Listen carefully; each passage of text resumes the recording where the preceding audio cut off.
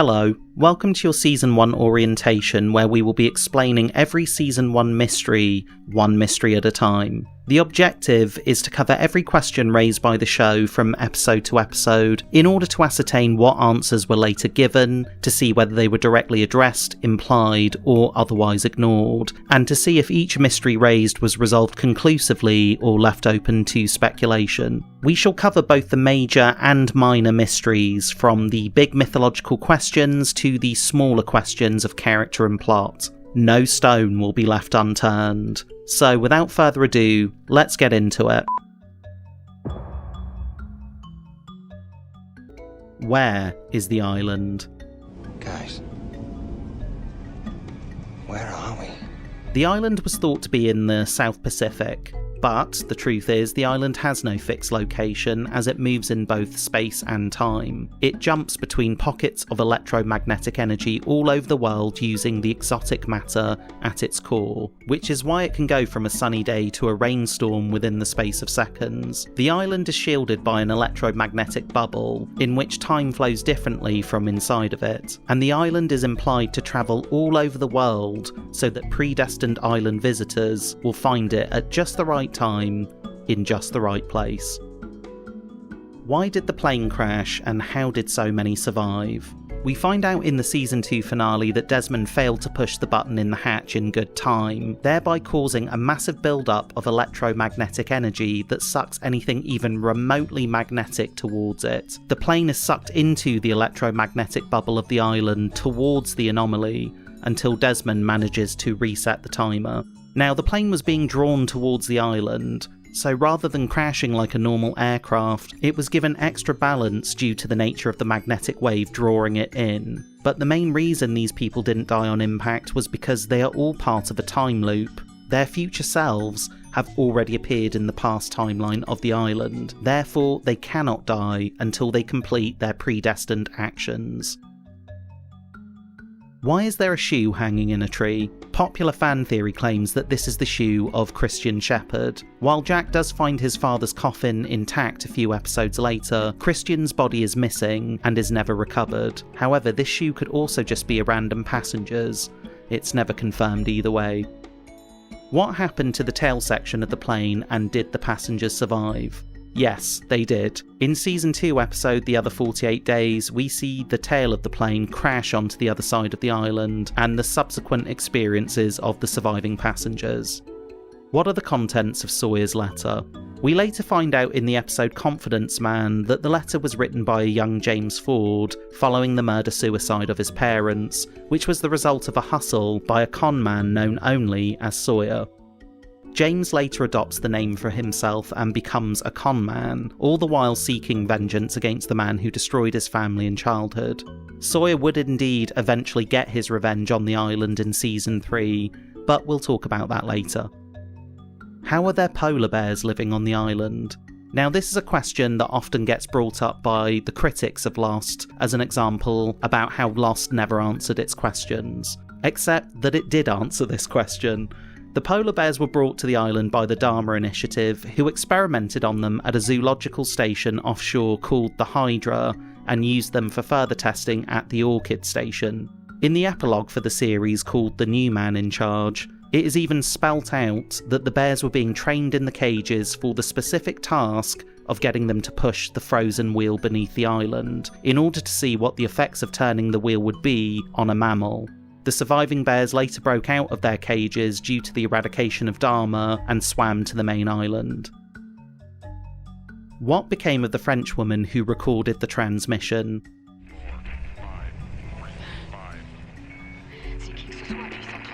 I'm alone now. On the island alone. Please, someone come. In Season 1 episode Solitary, we meet Danielle Rousseau, who has been surviving alone for 16 years in the jungle. She makes many claims about her time on the island, and we will see a little bit of that play out in Season 5 episodes The Little Prince and This Place's Death.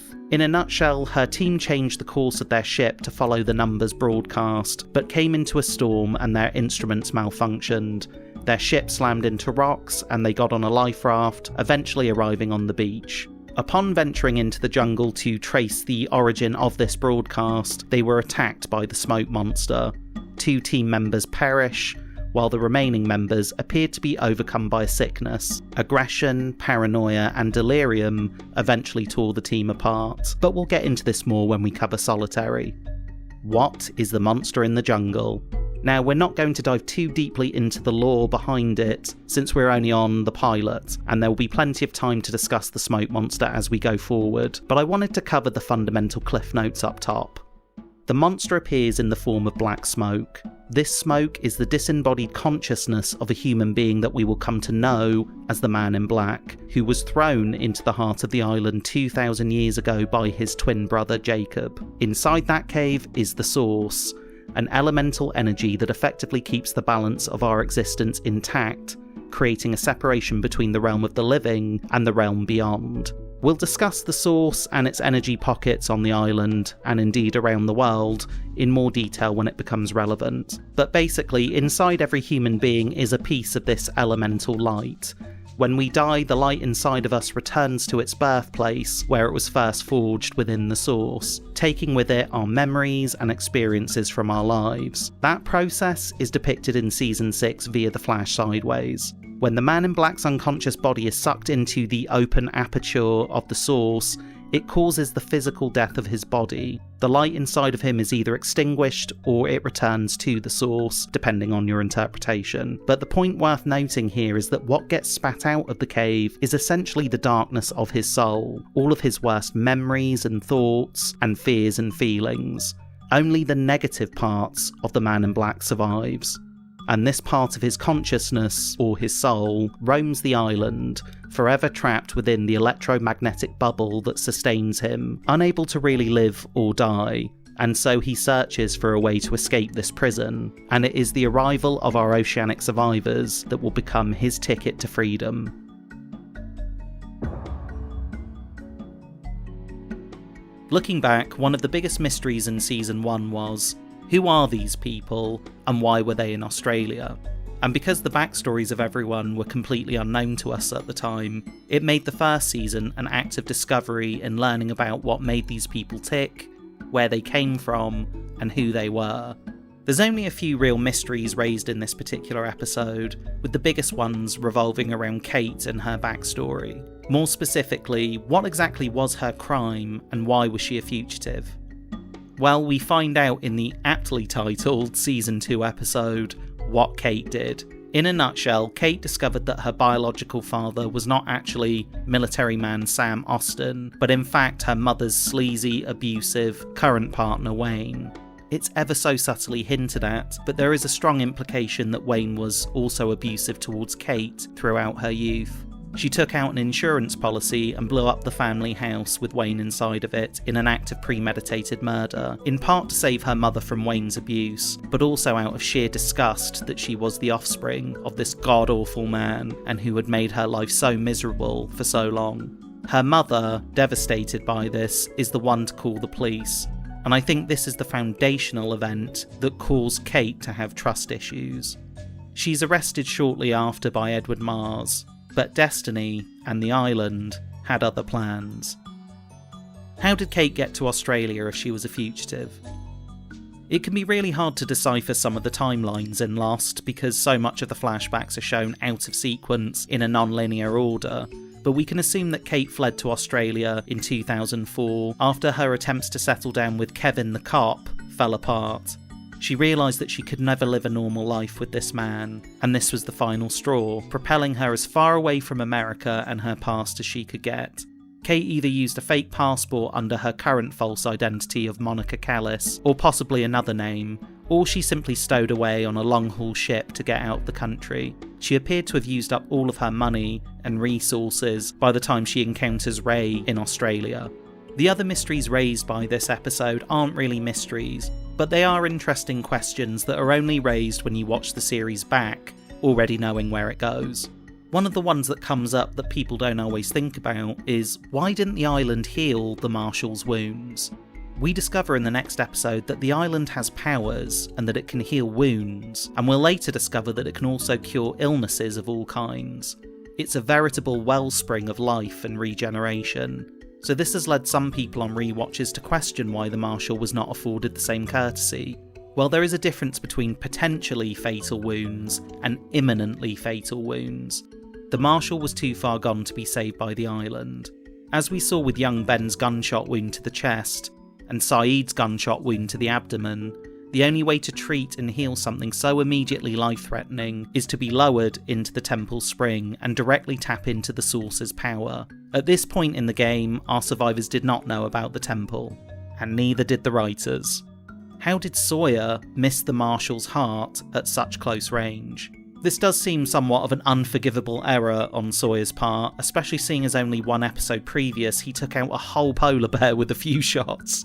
However, his mistake only really makes sense with a bit more context. We find out later in Deus Ex Machina that he is suffering from headaches, and then Jack determines that he needs glasses because he has hyperopia, also known as long-sightedness. In other words, the closer an object is, the blurrier it looks. So if we're being generous, this might help to explain why he missed the Marshal's heart.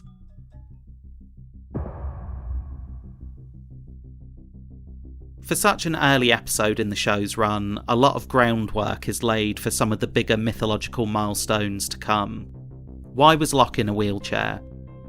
After years of trials and tribulations with his abusive father Anthony Cooper, including being conned out of a kidney, Locke had reached the end of his rope, so to speak.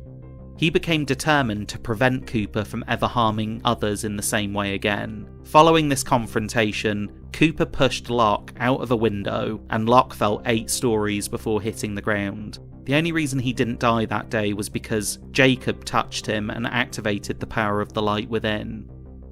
Why was Locke on a walkabout in the first place? It seems naive of Locke to think he would have been able to go on this outback adventure without disclosing his disability, but he had convinced himself that it would be the experience he needed to give some true purpose and meaning to all of his suffering, that he would have overcome the pain of the past and maybe finally find acceptance in who he was now. However, it's worth noting that the idea of a walkabout itself was actually planted in his mind by Matthew Abaddon, who was an orderly during Locke's rehabilitation period at the hospital. Abaddon worked for Charles Widmore, who was well aware of Locke's destiny on the island and his time travel to come, and Widmore instructed Abaddon to keep a watchful eye over the man. Abaddon's job was to get Locke to where he needed to be, and that was giving the man a physical and spiritual goal to aim for, and a reason to travel to Australia someday. How did the island heal John Locke? At the heart of the island is a core of energy with electromagnetic properties that has the ability to heal injuries, illnesses, and ailments, most of which can be repaired simply by being in close proximity to the light. When channeled through water, the light exerts concentrated healing properties. This light-infused water can reverse your potentially fatal injuries to a prior state in time before you had those injuries. It regenerates damaged tissue and cells. However, for someone with a catastrophic injury such as Locke, who has been paralysed for 4 years with a long-term spinal cord break, it is still an unusual occurrence even for this place. One of the island's longest residents, Richard Alpert, later comments that this kind of healing can only happen to someone very special, someone who the island needs. Because when word got back here that there was a man with a broken spine on the plane who could suddenly walk again, well, people here began to get very excited because that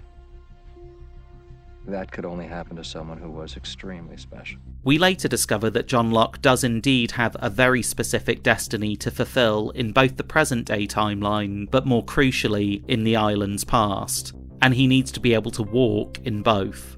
This goes towards the time loop paradox at the heart of Lost, which dictates many events and necessities. If time-travelling Locke was walking around in 1954, as Richard Alpert remembers seeing him do, then the man had to be able to walk again in 2004 before going back in time. Furthermore, Locke could not have been the man that he was, who makes the decisions that he does, unless he had suffered at the hands of his father and been in that wheelchair for years beforehand, which also dictated that his kidney needed to be stolen, because that will be the only reason he survives Ben's gunshot wound later in life. His failures are as crucial as his successes, and his past suffering is vital so that he can thrive on the island. And so Locke is healed by the island's energy so that he can fulfill his cyclical destiny.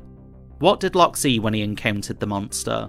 Well, John claims in the following episode White Rabbit that he looked into the eye of the island and what he saw was beautiful. Then later in season 3 episode The Cost of Living, he elaborates that he saw a very bright light. So, what exactly did you see back there?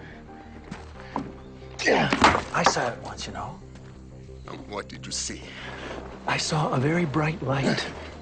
It was beautiful. That is not what I saw. Well, we know what Mr. Echo saw because it's on film. He looked into the eye of the smoke monster and saw what he later describes as the devil, but due to the strength of his religious convictions, he was not afraid of it, at least during that encounter. Whereas Locke describes seeing a very bright light. So why the discrepancy? Well, this question is actually answered later in season 3 in the episode Left Behind. The monster scans its target and a bright blinding flash judders out from within the cloud. Juliet is blinded by it. We also see Richard Alpert forced to close his eyes to shield from the strength of the glare, and this is what Locke sees. He is blinded by the light within the smoke cloud, mistaking it to be something beautiful and benign, but he doesn't realise that the smoke monster has effectively scanned him and downloaded his entire life.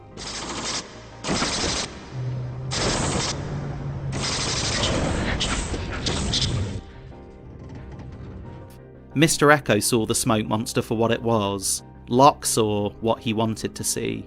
Why does Locke lie about the monster? So that thing,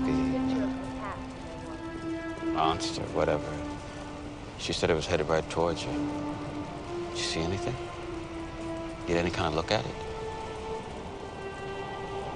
No. Following Tabula Rasa, this is another episode that sees the continuation of an ongoing Lost trope that we will become all too familiar with, in which a character with important knowledge decides to keep a revelation to themselves. In this case, Locke pretends to not have encountered or seen the monster in the jungle. He straight up lies to Michael. Now, his reasoning for this is never really revealed, but we do learn that Locke has actually misunderstood the nature of the monster and views it as a benign presence. The soul of the island, if you will, and maybe even the entity that's responsible for healing his paralysis. He also views himself as being special, that the island had chosen to reveal itself to him and him alone. This drives both his secrecy and the need to reaffirm his faith whenever and wherever he can. Why doesn't Locke tell more people about his miracle? Despite his seemingly perplexing decisions, Locke is not a stupid man. He is ready and willing to believe that the island is a place where miracles happen, a belief that has been definitively validated by his own miraculous healing, and he explains this to both Jack and Boone later in separate conversations. He reasons that the other survivors won't know how to deal with such knowledge. In fact, they are more likely to reject the truth than embrace it, which we see Jack do quite emphatically later on. If Locke told everyone that he was paralysed for 4 years and could suddenly walk again after the crash, would anyone really believe him, or would they write him off as a crazy man or even a con artist? Even after multiple characters see some pretty unbelievable and impossible things in this place, Locke is still getting called crazy several seasons later. So I think he was right not to force others to believe, because that's the thing with miracles. You can't really be told about them, you have to experience them for yourself.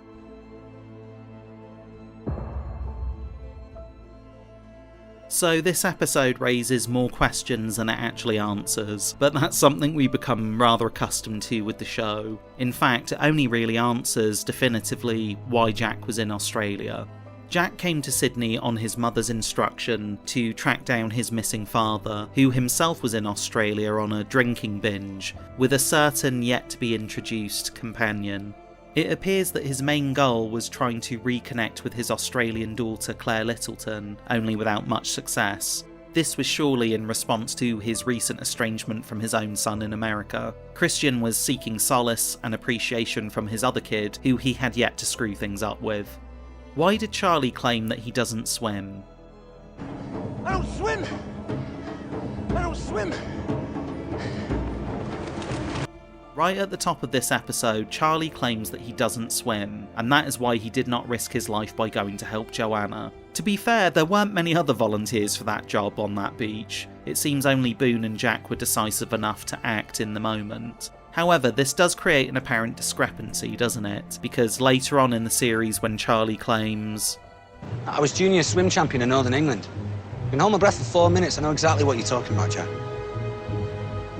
we find out that not only can Charlie swim, he can actually swim to a really competent level. Now, of course, he may have been exaggerating being a swim champion just to win the gig, but we see him being taught to swim by his father at Butlins, a moment that he lists among his greatest hits from his life. And then we see Charlie swimming very well beneath the looking glass unaided. Now, you can't do that if you have no swimming ability like he originally claimed. All of this basically means that Charlie was lying when he said that he didn't swim. I think many fans view this as a retcon at best, or a continuity error at worst. It could very well be, but I don't think it actually matters too much to the story because it also conveniently fits Charlie's character arc very well indeed. I've always looked at this statement as a perfect example of his cowardice. Remember, he's a self-declared coward in the beginning. Every trek needs a coward. I'm not a coward. And this test of bravery to save Joanna from drowning is also happening several episodes before Locke helps him to turn away from the heroin in the Moth. He is still in the throes of his addiction here, and he keeps his heroin on him at all times, in his pocket, which has been depicted in a couple of scenes in previous episodes. The last thing an addict like Charlie is going to do is risk his stash by jumping in the water or leaving it on the beach unattended. He might even be high in this very moment. So no, I don't view this as a discrepancy per se. Charlie is only just beginning his journey here, a journey that will take him on a full arc. Season 1 Charlie has a long way to go before becoming the man that we see in Season 3 episode Greatest Hits. So to me, this actually enriches his arc more. We see him go from a selfish, cowardly drug addict to a selfless, brave, recovering addict. Why was Jack seeing the ghost of his dead father on the island? As we shall discover, the smoke monster is the disembodied consciousness of the man in black, which has been uncoupled from its mortal form and been fused with and is now powered by the light beneath the island. In this disembodied state, the man in black can shapeshift into other corporeal forms, as long as those forms are already dead and their bodies are on the island, because the light within them, aka their soul, has returned to the source and their vessel is now empty. The show goes on to establish that the man in black cannot appear permanently as a person who is still alive. The best he can manage is to take the temporary form of a memory from someone he has scanned. There is some debate around the Christian character's appearances on the island due to his various costume changes and the specific context of each appearance. Some claim it's actually a mix of island-generated apparitions and the actual ghost of Christian, but I think it's far simpler to understand, especially considering we have an in-show confirmation in the final season. Whenever we see Christian appear on the island, it's the man in black. We know that Christian's body was on the plane and is now missing from its coffin, because the man in black found the coffin first. In fact, it made landfall in his old home in the caves, where his real body still resides. We will see the man in black hijack and hide bodies in order to convince the people he's manipulating that he is that dead person manifest and brought back to life in some way. He does this with Christian's body, and then later Yemi's body, presumably taking them underground somewhere into the tunnels that he uses to get around the island, where they will presumably never be found again. He also does this to a lesser extent with John Locke's body, whom he leaves in the belly of the cargo hold of the Ajira plane, since it is highly unlikely that any of the Ajira survivors would open up a dead man's coffin, right? Right? Terrific. Essentially, there is always an angle to whenever the smoke monster manifests as someone else. Either he is trying to sow the seeds of doubt and distrust, create confusion and paranoia, trying to lead people to their deaths, or he is trying to manipulate people into doing things that they might not have done otherwise. The point of doing this in this episode with Christian's body is so he can lure Jack away from the beach into the jungle. In the previous episode Walkabout, we see that the Man in Black has been studying Jack and has come to the correct conclusion that Jack is the strongest willed of all the candidates. If he could just get him on his own. And this is something we will see the Man in Black do again and again. Divide and conquer. In Season 6 episode The Last Recruit, there is a crucial exchange of dialogue when Jack asks the Man in Black, who is currently inhabiting the form of John Locke, point blank, The third day we were here, I chased my father through the jungle, my dead father. Was that you? Yes, that was me. When confronted by Jack with this question, the Man in Black deflects.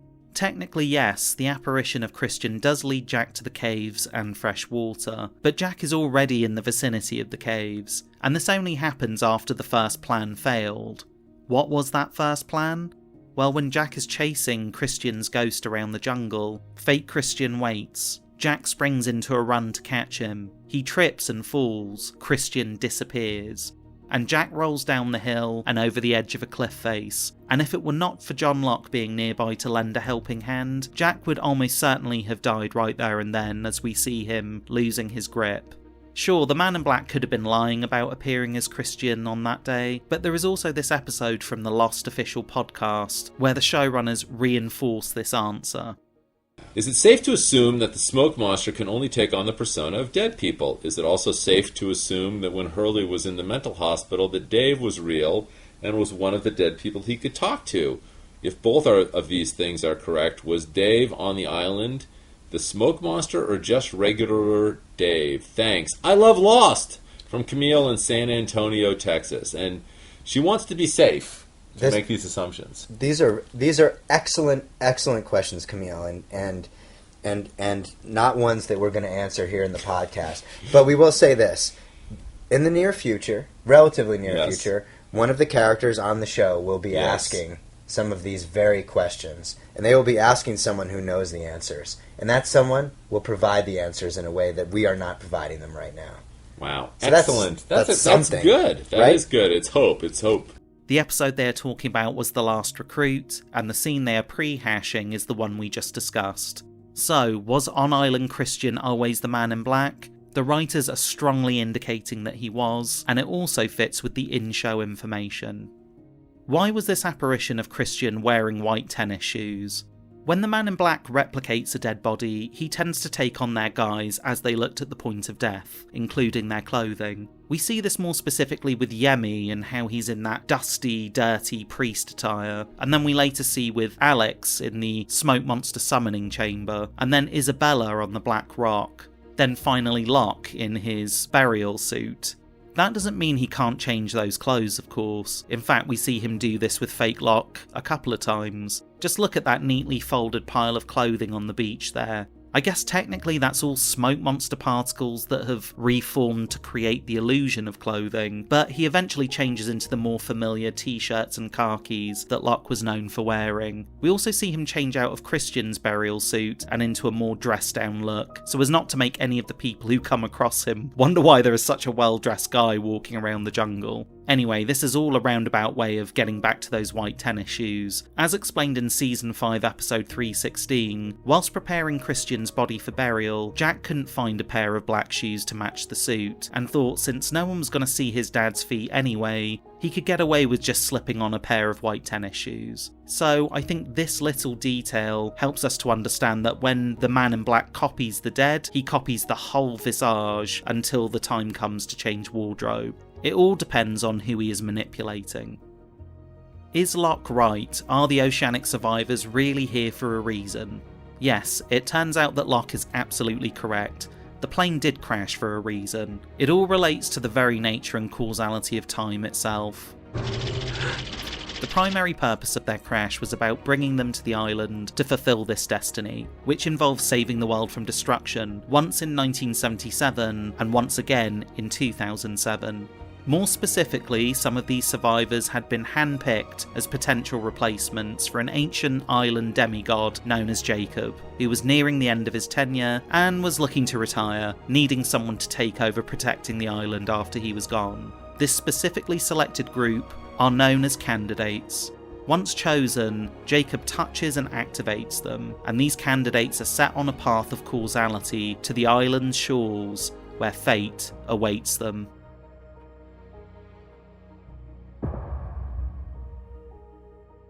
There are some character mysteries that come up in almost every episode during this first season, many of which are conclusively answered at some point. In this case, Sun asks Jin in this episode, what kind of work was he doing for her father? We find out later in the season, Jin becomes a messenger who essentially roughs up and intimidates whoever Mr. Paik is unhappy with. This isn't really a mystery to me, but it did raise questions upon first viewing the show. We also find out later that Sun was already well aware of what Jin was doing, since she was the one really making the bargain with her father behind the scenes. Now to the real fun stuff. Who were Adam and Eve? This was one of the longest running mythological mysteries of the series, but seemed to slip further and further into the background of irrelevance as the seasons progressed. It wasn't until the final season that we were gifted an island flashback episode called Across the Sea, where we got to see the origin of Adam and Eve. It turns out that they are not a couple at all, but in fact a pseudo-mother figure and her surrogate son. Those characters are known as Mother and the Man in Black. I made a video all about the ancient past, and it's actually one of my favourite videos I've ever done, as I pick apart all of the lore involving these characters and the hidden backstory of the Egyptian settlers. But I want to cover the basics of the Adam and Eve backstory here because it is so fundamentally key to the mythology going forward. Mother was an island protector, possibly the first of her kind, whose job it was to keep the light at the heart of the island on and to defend it against anyone who might try to take it or destroy it. She was gifted with supernatural powers and immortality, but she came to view eternal life as a curse, and she grew tired of protecting the light. It's implied that she ruled for centuries, possibly even millennia. However, the island has plans for us all, and will not allow someone to die until the time is right. Mother's job was too important, so she would not be granted death without a replacement. Enter Claudia, and, well, exit Claudia. Mother steals the woman's offspring, 2 twins, one with a pre-chosen name, who we will know as Jacob, and the other who has no name at all because Claudia was not expecting to have a second child, so never thought up a second name, which is why Jacob only refers to him as brother, and we will come to know him as the Man in Black. Anyway, Mother wants to raise these 2 boys as her replacements. She sees mankind as inherently corrupt after centuries of dealing with pesky, warring humans coming to her shores. So she decides to take 2 fresh apples from the tree. This way she can raise them exactly how she wants and manipulate them into taking over from her. Jacob is raised like a son. In her own words, she wants to keep him good, but at a distance. She doesn't want to taint him with her own darkness. With the boy in black, she sees early promise, because he demonstrates special abilities. Intuition. He can commune with the island, which means the island clearly wants this boy. Mother initially selects the boy in black to be the one to replace her as protector, which fosters some jealousy and competitiveness between the brothers. Eventually, the 2 brothers discover the truth of their upbringing, which causes a rift. The boy in black leaves Jacob and his fake mother behind to join with Claudia's fellow shipwreck survivors on the other side of the island. The 2 brothers grow into men. Jacob is still the mommy's boy, while the Man in Black has become a cunning manipulator who is using the Romans of his village as a means to an end, a means of escape. They've discovered one of the pockets of light that Mother has sworn to protect, and plan to tap into it in order to open a gateway off the island. Jacob tells Mother about his brother's plans, knowing on some level that she might be able to stop him. After all, Jacob doesn't have anyone else in his life but these 2 people. Mother confronts the Man in Black and realises that the time to pass the torch to the next generation has finally come. She cuts off access to the light, destroys his village, and kills everyone in it. Smoke monster. And she does this knowing full well that this will lead to her own demise at the hands of her son. And that is exactly what happens, but not before she gives the power of protectorship over to Jacob, who is a reluctant candidate, yet takes the job to appease her. Mother is killed by the Man in Black, and gets exactly what she wanted from the very start: death and a replacement. But Jacob rages against this and punishes his brother by throwing him into the heart of the light to experience, as Mother explained, a fate worse than death. And so the man in black is transformed. His mortal body dies and his soul is expelled from paradise. The smoke monster, as we will come to know him, is born. And these events leave behind two bodies, Jacob's only family. He places them together in the caves, which was their long-time home, and will go on to become a tomb-like mausoleum of sorts. He leaves with his brother's remains 2 pieces from the Senet game that they used to play as children, 1 black stone and 1 white stone, because now that the man in black is gone, there will be no one left to play games with. Or will there? Mother's terrible parenting, her manipulations, and her own emotional weaknesses cause a fallout that will last a long, long time on the island, right into the 21st century. The mystery that we all desperately needed to know the answer to: why has Jack got tattoos, and what do they mean? Hey, Charlie.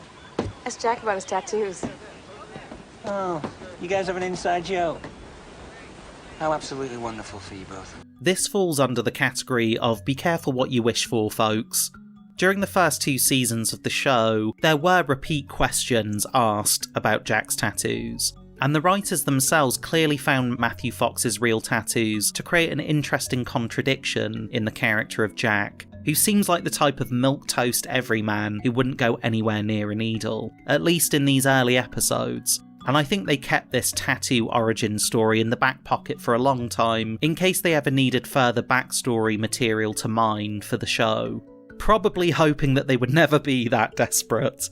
Well, it turns out they did get that desperate, and 3 seasons from now, we will discover that Jack's tattoos were given to him by a woman in Thailand by the name of Achara.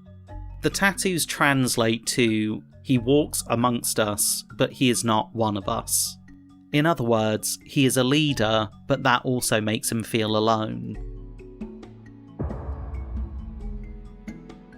Where are you? Where are you? Who knocked out Saeed? You were hit from behind, knocked unconscious. When you woke up, the transceiver, your equipment was destroyed.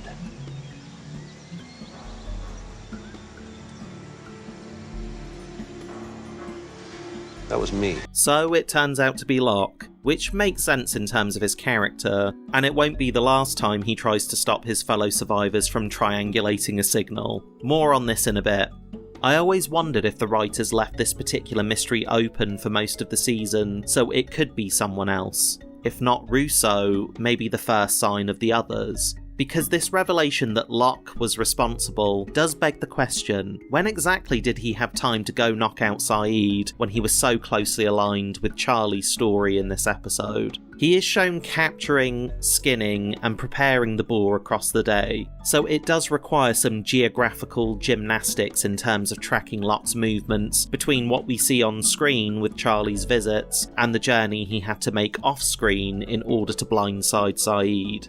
First of all, we have to assume that somehow Locke found out about the mission with the antennas.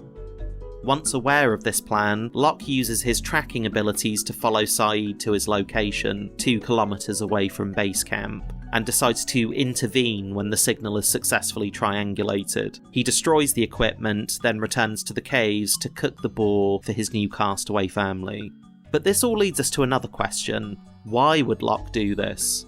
As established later in the series, Locke does not want to leave the island. He is scared that if he does, he might lose his miracle and be returned to that wheelchair and his lonely, unremarkable life. Whereas here on the island, he can live as the hunter he always dreamed of being, a man who others need and revere, someone of consequence. So his motivations are selfish in that way, yet also understandable. Rescue is actually a threat to Locke, although he dresses up his fear as being more altruistic. He tells Saeed that triangulating the distress call would lead the group into danger, because Rousseau's message claims that something killed her team. Everybody assumes that the "it" she speaks of means the monster. Yet, Locke isn't scared of the monster, especially not at this point. He thinks the monster is the soul of the island, the entity that might even be responsible for his miracle. He also deeply believes that each one of them was brought here for a specific purpose, that they are all part of a grander plan. To leave this place would be to leave without answers. To get so close to discovering the meaning of your existence, your purpose in life, only to then turn your back on it at the last minute and never find out the truth. That is just not something that Locke can bring himself to do. So I don't actually believe the reasoning he gives to Saeed, and as we see later, Locke always finds some reason to destroy or impede the chances of rescue or escape. He blows up the flame station, which is full of equipment capable of communicating with the outside world. He blows up the submarine in order to immobilise everyone. He kills Naomi in an attempt to stop her from making contact with the freighter, and he leads a portion of them to the barracks to hide from their alleged rescuers. And he follows instructions to move the island, effectively jumping it to the other side of the planet so it will not be easily found again. So, knocking out Saeed is internally consistent with Locke's motivations and beliefs. He is willing to do whatever it takes to make sure everyone stays right where they are.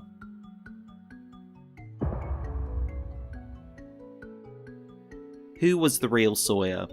Well, the real Sawyer turns out to be none other than John Locke's dear old biological dad, Anthony Cooper. In his younger years, Cooper played the same scam that we see Sawyer running, baiting a beautiful woman, getting her to bring the husband to the table, then making off with all of their money. Only in this case, the collateral damage was unfathomable. Cooper is a man who spent his life destroying other people's, including both his own sons and a young James Ford, setting both men on a path of pain and suffering that would eventually lead them to the island, and ironically lead them back to the man who unintentionally set them on that path to begin with. Everything comes back around. Cooper is one of the most loathsome side villains of the series. He has almost no redeeming features. He recurs throughout several more Locke episodes, becoming the linchpin of his backstory. The writer set up his connection to Sawyer in Season 1, and when looking back you can see that this was one of the clearly planned out parts of the show. You can confidently trace a line from Confidence Man all the way to Season 3 episode The Brig, where both Sawyer and Locke's backstories finally pay off simultaneously. It's one of the more elegantly plotted parts of the early seasons. Why was Shannon's asthma never mentioned again? Sun's herbal remedy with the eucalyptus plant proved to be very effective and was surely used for any future flare-ups that Shannon had, although we never see this happen on screen again. Her asthma is referenced a couple of more times in the show. In Exodus, we see Boone surprise Shannon with the inhaler on the plane, a moment that demonstrates how he was always there for her and had her back, rendered all the more tragic due to his recent demise on the show. Shannon's inhaler makes a comeback in Season 6 episode Lighthouse, in which Hurley points it out for anyone in the audience who may have long forgotten that a whole episode was once built around it. I think the asthma was something the writers could only really make a storyline out of once. As soon as they wrote in the solution to the problem, it would have been difficult to bring the condition back and milk it for more drama. There are little issues like this that get thrown up throughout Season 1, mostly to give Jack a chance to perform his function as the resident doctor. Remember, this was still being written at a time when network TV formulas were all about consistency and repetition. Characters would be kept in a stasis where they would deal with a crisis every week that they could resolve, often using their particular skill set. Lost breaks away from this by Season 2, but you can still feel the old school way of writing a network TV show maintaining a stranglehold on Season 1. I was recently asked in the comments as to why the island didn't heal Shannon's asthma when it was healing all sorts of other ailments and injuries. My answer is that the island heals selectively. Sometimes it allows sickness, if that sickness leads to certain causality outcomes, such as Ben's spinal cancer or Jack's appendix rupture. And other times the conditions are more minor, such as Sawyer's hyperopia or Michael's food poisoning. There are some things that the human body has to work out for itself. So, people can get sick on the island under certain circumstances.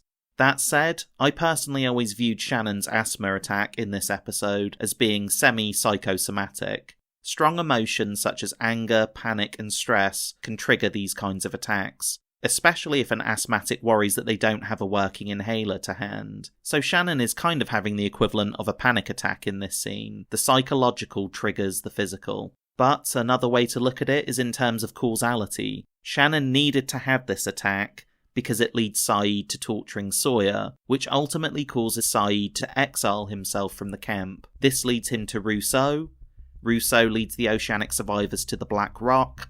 The dynamite from the Black Rock leads them to blowing open the hatch, and so on and so on. It's all part of a chain of events that would not happen if Shannon didn't give Saeed a reason to torture Sawyer. This might be the most mystery-heavy episode of the season in terms of what it introduces to the canon. The episode raises some minor mysteries such as what happened to Nadia, which we will later find out the answer to, that she's alive and well in California. We also leave the episode wondering about Rousseau's child Alex and what became of her, although at this point we assumed Alex to be a boy. Classic Lost move to subvert basic assumptions like that. Anyway, Alex is also alive and well on the other side of the island, under the care of the leader of the others, a man whom she calls Dad, and who we will come to call Benjamin Linus. But the real questions this episode kicks up are all mythology based. Where does the cable go? In Season 3 episode Greatest Hits, we discovered that the cable connects to an underwater Dharma station called the Looking Glass. The cable's purpose is to connect the Looking Glass with Dharma's communications hub station, the Flame. Mikhail Bakunin claimed that there were several cables that ran from the Flame to the barracks and all the other Dharma stations on the island, in order to keep them networked. I noticed a series of thick wires as I walked around the station. This is the hub, but they go underground to various stations all over the island. This helps to explain how the station computers could communicate with one another via an intranet system. The cable was an early sign in Season 1 that there was going to be operational technology on the island, with some of it based underground. What I love about coming back to this episode, knowing about all the history and revelations involving Dharma to come, you realise that a lot of this was right there in front of us the whole time. What is the Black Rock?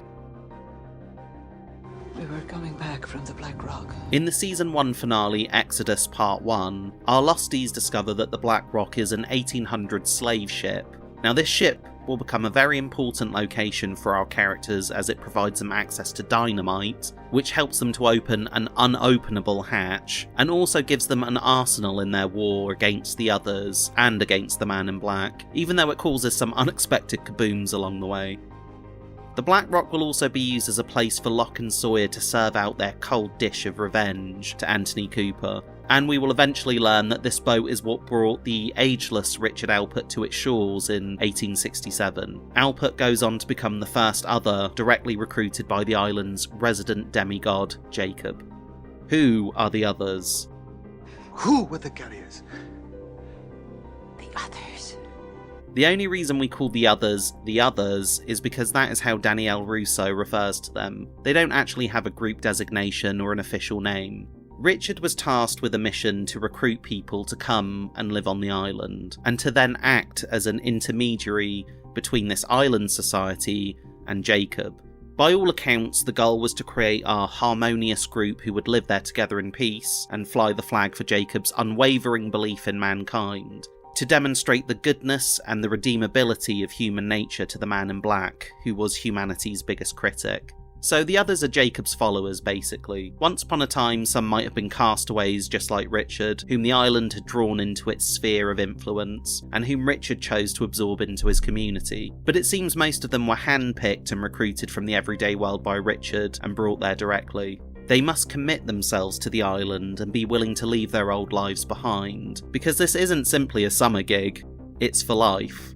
Over time, as their numbers grew, they became a community of true believers who no doubt experienced the magic, miracles, and divinity of the island for themselves. So they live in perpetual devoted service to Jacob, and they act as the first line of defence in protecting the island from those who seek to plunder its power. Therefore, they are willing to kill and die for the island. One could reasonably compare them to being like a cult. It's this channel's belief that they weren't always hostile and aggressive with outsiders. Perhaps it was during the military invasion and occupation of their home during the 1950s when the others became more radicalised. Not everyone who ends up on their shores is worthy of joining their ranks, and sometimes the people arriving are downright dangerous. So they would need to take on a more aggressive stance towards outsiders going forward. And here's the catch of it all. While Jacob is who they ultimately follow, he wishes to remain at a distance from them. This whole human project is pointless if he has to tell them how to live from day to day. He has given them the basic tenets to live by, and he only steps in when he needs them to carry out very specific actions for the island. The rest is up to them. So in the absence of direct leadership, Richard seeks out someone to fill that role in the interim, someone who shows signs of being special, of being wanted by the island. And it is these leaders who manage the day-to-day operations of the others, imprinting their ethos and personalities onto the group, for better or worse. If the leader is kind, benevolent and fair, then the others will reflect that. If the leader is cruel, deceptive and violent, then the others will mirror those qualities too. As the series goes on, we see that there are different levels of knowledge amongst the others, which is always the case in cults. The leadership is privy to deeper secrets, such as island mythology and history, but even they are not informed of everything. The core secrets of the island are known only by Jacob. As the decades wear on and the others change leadership and encounter new arrivals as well as new threats, the Man in Black does his best to corrupt them from within by creating conflicts around and between the group, because the war for mankind's collective soul never ends.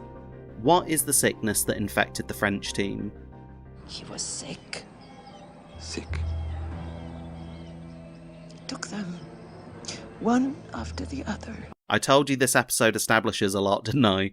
We will later learn that the sickness, or the infection, is a sort of nebulous concept. It turns out to be a form of spiritual sickness that corrupts the hearts of human beings and makes them susceptible to the Man in Black's influence. Now, this infection tends to happen when a person is either near death or mentally vulnerable and compromised in some way. Basically, the idea is that our inner light, that piece of the source that lies within us, is where our humanity comes from. It's like a flame flickering in the darkness.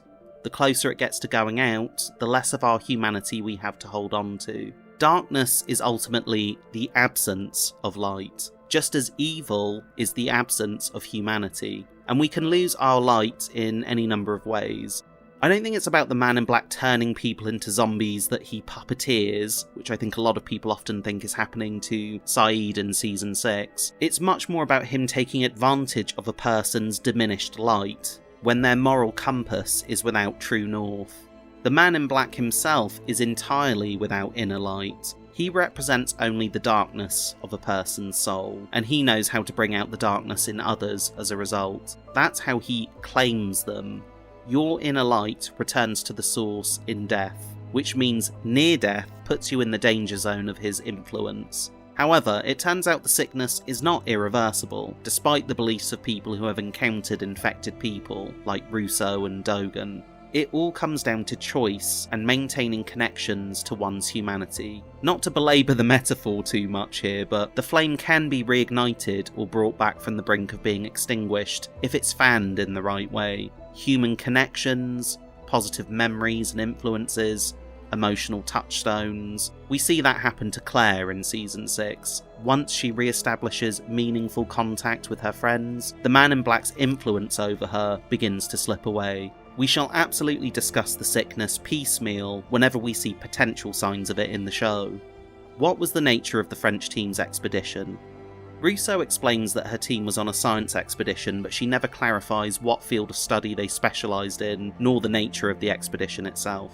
Now, the episode writer of record, David Fury, revealed in an interview with Lostpedia that in the first draft of the script, there was an exchange pitched by JJ when he and I broke the story in an early draft of Solitary. When Rousseau tells Saeed that she had been part of a research team, Saeed asks her what they were researching. She replies, time. The network saw that draft and asked us to remove the line. They were very timid about anything that smacked of sci-fi during the first season. This is worth noting because the show almost introduced a time travel element in the first season, in this very episode.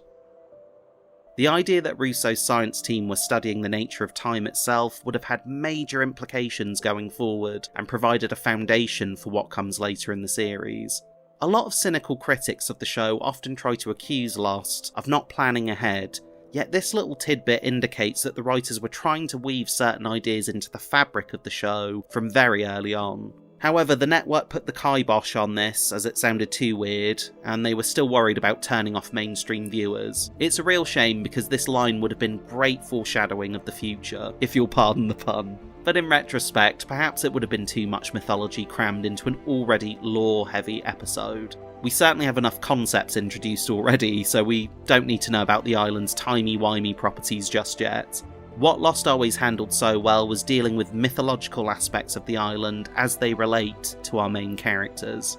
At this point in the show, the others were about to become a relevant part of the oceanic survivors' conflict and their struggle to survive, whereas implications about the fabric of space-time were not exactly at the forefront of Season 1 concerns for our characters.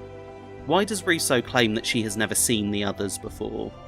When Saeed asks Rousseau if she has ever seen other people on this island, she claims that she hasn't, and that she's only heard the whispers, even though in the same episode she also tells him that the others took her child, which is sort of a contradictory statement, and we later see via the time travel madness of Season 5 that she did indeed encounter other people, but the circumstances were so severely traumatising that a lot of these memories became either distorted in her mind or repressed entirely. There are other alternative explanations as to Rousseau's wonky memory. It's possible that in those 16 years, Rousseau did venture further into the jungle to find her daughter, and maybe she did come across the others or one of the stations, and perhaps she was taken to room 23 for interrogation, and then had her memory wiped. It's plausible that Ben couldn't bring himself to kill her or have her killed due to his paternal love for her daughter. He would rather her remain on the fringes of the island. Anyway, this is a bit headcanon-y, but I do think the show and the epilogue in particular actually alludes to the idea that characters with memory problems might have paid a visit to Room 23 at some point. This would more directly account for Rousseau's memory discrepancies. I once read a really great description of Rousseau from an AV Club retrospective on the series, and it described her as an unreliable historian of the island, and I think that sums up the nature of her expository information really well. While the whispers are indeed introduced in this episode, I want to save my discussion of them until we are a little further along in Season 1. They next appear in Sawyer's episode Outlaws, and I think that will be the perfect place to unpack that mystery. What was the meaning of Claire's nightmare? Dreams and nightmares will become a regular staple of Lost going forward, in which a person's subconscious dream state is seemingly invaded or manipulated by an external force in order to either instruct or prepare them for what is to come.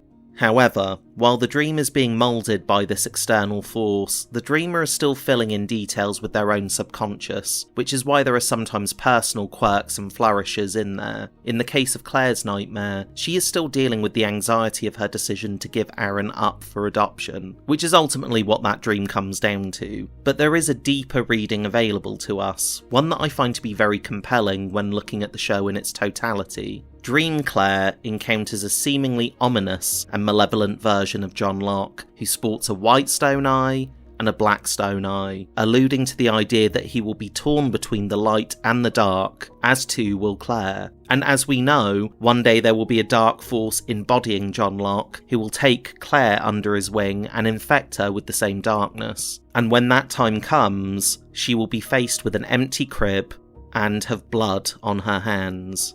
The dream really pays off in light of Season 6, when we see that all of these things have come to pass. Claire literally gives up Aaron to become a disciple of the Man in Black, who eventually masquerades as John Locke, and she does become willing to kill people as a result. So Claire is going to feel the pull between the light and the dark. This dream is a warning of a future that is to come. As for what the root cause of the dreams on the show are, this is a point of debate within the fandom, and I found myself wading into this on previous videos, and the episode guide is going to give me a chance to discuss each and every dream as we encounter them. I'm going to talk about my thoughts on who or what is instigating these dreams in more depth when we get to the Locke-centric Deus Ex Machina. In that episode, we will see a dream directly inspire the choices and actions of a character, and I think that's a perfect place to table this conversation for. Have you ever considered that these dreams mean something? Like what? Was Richard Malkin a fraud? Richard Malkin is presented to us as a legitimate psychic here, but the show will later give us a reason to reconsider what we saw. In Season 2 episode Question-Mark, there's a scene where Malkin confronts Mr. Echo and purports to be a fraud, giving us an alternative explanation for his abilities that casts some doubt upon the events portrayed in Raised by Another. While the show ultimately wants to keep Richard Malkin's abilities and claims of legitimacy relatively ambiguous, there is absolutely a correct answer to this mystery as far as I'm concerned, which is that these flashback scenes only make sense if Malkin is the real deal. I've discussed in detail why they can't add up to a coherent con in my video on faith in the supernatural. But for the purposes of this particular episode guide, we are only going to view these scenes through the lens that Malkin's psychic credentials are bona fide. We know that the series will go on to establish that psychic abilities are absolutely legitimate.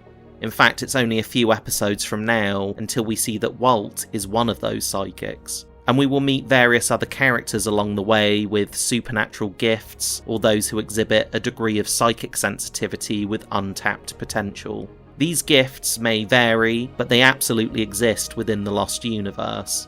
Malkin's abilities are perhaps more closely aligned to those that we see Walt demonstrate in an early form. The scene when Walt warns John Locke about the hatch after they make brief contact is almost the exact same mirror scene of what takes place between Claire and Malkin during her first reading. It's worth noting here that physical touch is an important recurring motif in Lost when it comes to the activation and transfer of power. The Source, at the heart of the island, uses those with psychic sensitivity to help shepherd people and events along a certain path. Telepathic forms of communication are one of the many tools available to it to get people to where it needs them to be within the tapestry of time. Now, Malkin doesn't know the specifics of Claire's future in its totality. What he sees could mirror the fragmented flashes that Desmond experiences in Season 3, receiving just enough pieces of the puzzle to construct a general picture. And those images come with strong sensations, emotions, and intuitions, enough to build a working thesis from. What we see is Malkin reacting to the gravity and urgency of these feelings from within, even though he doesn't fully articulate what it is that he's seen. Clearly something beyond him is guiding his actions, and for the next few months he is driven by this feeling to help Claire, the same way Desmond is driven to help Charlie. So let's break down what happens in these sessions to get a better bead on what's going on. If Malkin is legit, then he is surely used to visions and sensations during readings, but something about Claire's future gives him a fright. He is struck by a strong sense of foreboding and he cannot handle it. Perhaps this is the closest he has ever come to connecting with the source of his own power. He claims that he saw something blurry, perhaps a succession of images flashing through his mind, too fast to make out.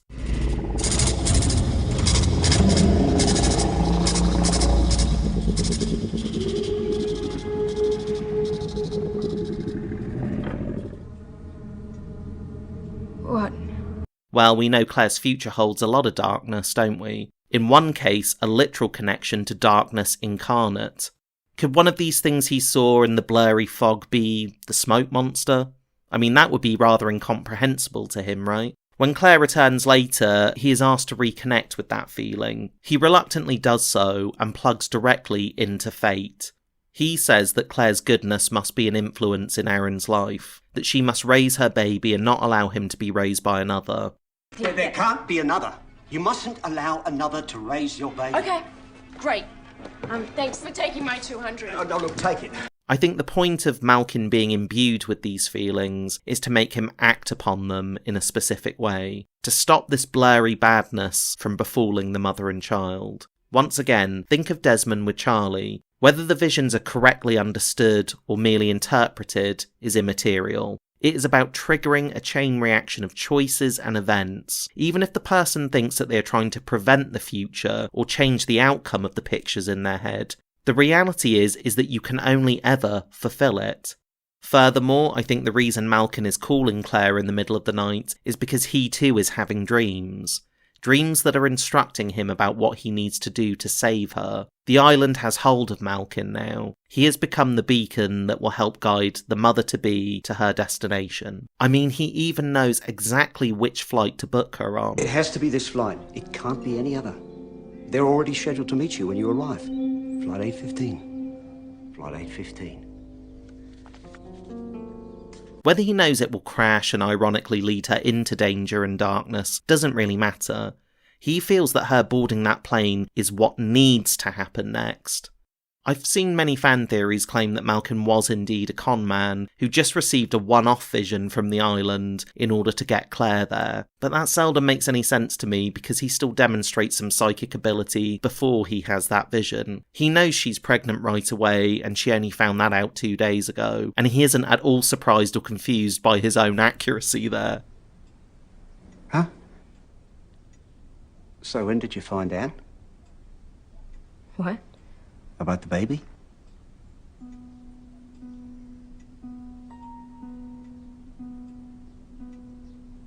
Um, 2 days ago.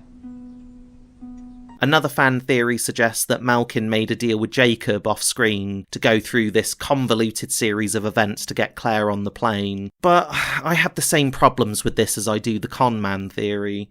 To me, Jacob's involvement doesn't make a lot of sense here, especially when we look at Malkin's behaviour and how he is organically reacting to his visions. It all seems very inconsistent with the idea that he is following a plan.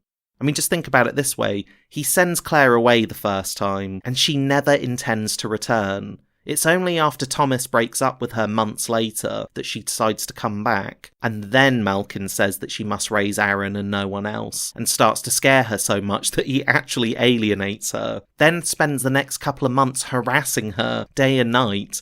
Claire is even threatening to call the police on this guy. I mean, where is the logic in this plan at all? When she finally comes back the third time, he's changed his mind altogether and instead tells her that there's an adoptive couple in LA waiting for her. And of course, we know that he's just doing this in order to get Claire to do what he wants her to do. But this whole ludicrous plan has been going on for months now, and how Jacob is getting him to do any of this is beyond me. I think it's clear that Malkin is trying to do anything he can to rid himself of these feelings and visions in order to get Claire where she needs to be. And in my opinion, his behaviour makes no sense in either the context of working for Jacob or running a scam. I think it's worth keeping in mind for people that Malkin can be both a real psychic and a con man who uses his powers to scam people out of money, just like we see Miles doing later on. That doesn't mean his powers aren't legitimate. When we get to the Season 2 episode guide on Question Mark, we're going to revisit these flashbacks to view them through the lens of Malkin being a fake, to see how they stack up. It will be fun revisiting all of this again once we're there. What was Ethan injecting into Claire? After the incident in 1977, the subsequent fallout from the leaking energy beneath the island created a biological crisis up top, in which pregnant women would suffer complications during their second trimester. Their immune system turns on the fetus as if it were a foreign invader, and this process would effectively unmake the baby and eventually kill the mother. In Season 3 Episode 1 of Us, Julia explains that Ethan was administering injections of a serum she had developed to help combat this problem. They considered Claire their control case, but once Ethan was exposed by Hurley, he decided to take matters into his own hands and bring Claire back to his people for safekeeping, and of course to continue administering these shots until they could successfully deliver the baby. Whether Claire survived or not was ultimately a secondary consideration for the others, despite Ethan's growing affections for her. I made a whole video on the pregnancy crisis that I recommend you check out to get the full rundown on this subject. How does the island interfere with objects? As far as I'm concerned, there's no hard and fast answer to this, since the writers keep the island's influence on the world in an abstract, nebulous space. But for me, this all comes down to causality, which is always working in the island's favour. Causality essentially means the chain reaction of cause and effect, in how one thing leads to another. In Lost, we frequently see a series of seemingly disconnected events and happenstances leading to a fated outcome. The idea being that fate is like a conductor of everyday events, getting everything moving to its tune, and our lives unknowingly become part of one big symphony. So the island doesn't have to physically stop the ink in the pens, because the causality that led to this moment at the adoption agency was already working in harmony. The pens had their own journey to get to that moment, as did the lawyer and the prospective parents. For example, perhaps those pens had been all inked out weeks before, left in a drawer, and the lawyer just happened to choose those 2 pens for this particular meeting because he was harried that morning and didn't have time to check them. Whatever the scenario, the point is that the island has created a wave of causality in the world in various ways, which brought all of these people and objects together in a perfect moment of synchronicity in order to specifically influence Claire's decision. Everything is connected. And what I love so much about this moment is how subtly it hints at a design to existence and the idea that there is a prime mover behind the scenes, giving the characters a little nudge every now and again in the right direction. And in my opinion, it is the same prime mover that connects to people's dreams and triggers visions. Who is Ethan? We previously discussed how Ethan Rom was an anagram for other man, and we will later discover that Ethan was born to the Goodspeeds, actually making him Ethan Goodspeed. By all accounts, he was the last baby to be born on the island before the incident of 1977, which caused the pregnancy crisis. Little is known about what happened to him during his childhood. What we do know is that the next decade saw Ethan growing up in the Dharma Initiative. He was adopted by the others either before or after the Purge, when the others wiped out the remnants of the initiative. No doubt recruited by Benjamin Linus, who was an insider and a Dharma defector. We also know that Ethan will go on to study medicine and then will become the resident doctor of the others on the island, which makes his slugfest with Jack all the more layered, considering it is two doctors essentially fighting it out over who gets to be the primary caregiver for this pregnant woman. Due to the fact that he was the last island baby to ever be conceived and successfully brought to term on the island, it goes to underlining his motivations and obsessions with Claire. Between his time with Dharma and the others, he has no doubt seen all of the death that followed each group in their attempts to have children. I believe that is what drove his pursuit of medicine. In the Lost Missing Pieces mobisodes, there is a scene where Ethan talks to Jack, and in their conversation, Ethan drops a nugget of information in which he tells Jack that his wife and baby died in childbirth. My wife died in childbirth, and our baby didn't make it either. So that gave him extra motivation in trying to ensure that he would not be the last baby conceived and born in this place.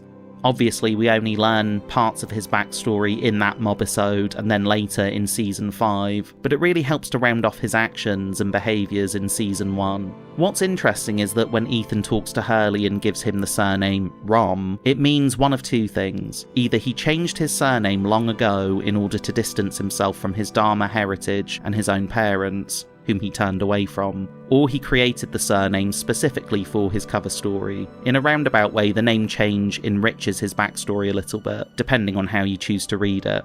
Anyway, Ethan kidnaps Claire when he realises that his cover is about to be blown, and he grows to like her, albeit in a creepy fixation way. What is it with some of the others on the island being a bit stalkery? After everything I've done to keep you here, how can you possibly not understand that you're mine?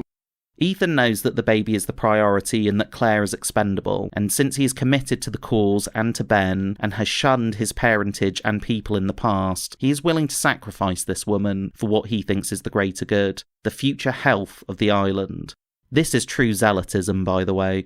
Thankfully, Claire is jailbreaked by another island baby, one who was not conceived there, but certainly was the last to be born on its shores. Claire is returned to her oceanic family, and Ethan is admonished and ordered to bring her back. Ethan's flaws, aka his zealotry, and his fixation with solving this pregnancy crisis that has affected him his entire life, is ultimately and ironically what leads to his demise. And most ironically, it turns out that Ethan was actually more expendable than Claire was. How did Ethan manage to kidnap two people on his own? This is a fair question. Even Jack raises the point and wonders how one man could have dragged two people off alone. This doesn't make any sense. How could one man drag off two people, one of them pregnant? You're asking the wrong question, not how.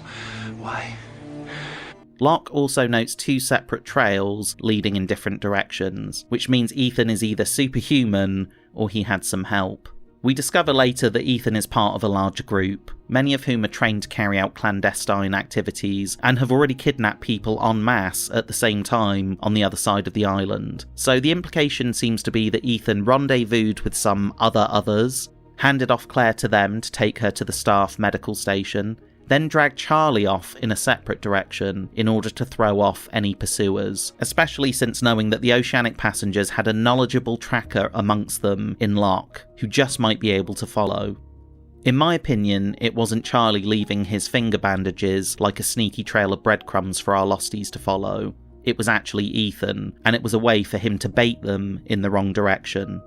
Speaking of Charlie, why couldn't Charlie remember what happened to him? I don't remember anything. The penultimate scene of the episode sees Jack questioning Charlie as to what happened to him out there, but Charlie essentially suffers from what I like to call the writer's plot convenience, aka selective amnesia, which is a groan-inducing cliche we will see revisited again when Claire stumbles back into the camp with no memory. I think audiences gave his amnesia more slack upon first watch, especially because we were not sure if the others had some supernatural hooey to erase memories, because why else would Charlie neither see nor hear nor remember any details of his abduction? There wasn't enough time to take him to Hydra Island and wipe his memory in room 23, and it didn't appear that he was being drugged, as Claire was. The only possible explanation I can offer is this: that when Ethan snatched them, he used the stun darts that seem to be a weapon of choice that all others carry on them. He knocked out both Charlie and Claire so as to avoid any struggle, radioed for backup, and handed off Claire, then dragged Charlie off in the other direction, who would have been knocked out for the duration of the whole thing. I can't really imagine that Ethan, regardless of his strength, could subdue both Charlie and Claire simultaneously and drag them further into the jungle without any help. Indeed, I think the fact that Jack and Locke talk about this was an early indication that Ethan was not working alone. What's in the hatch?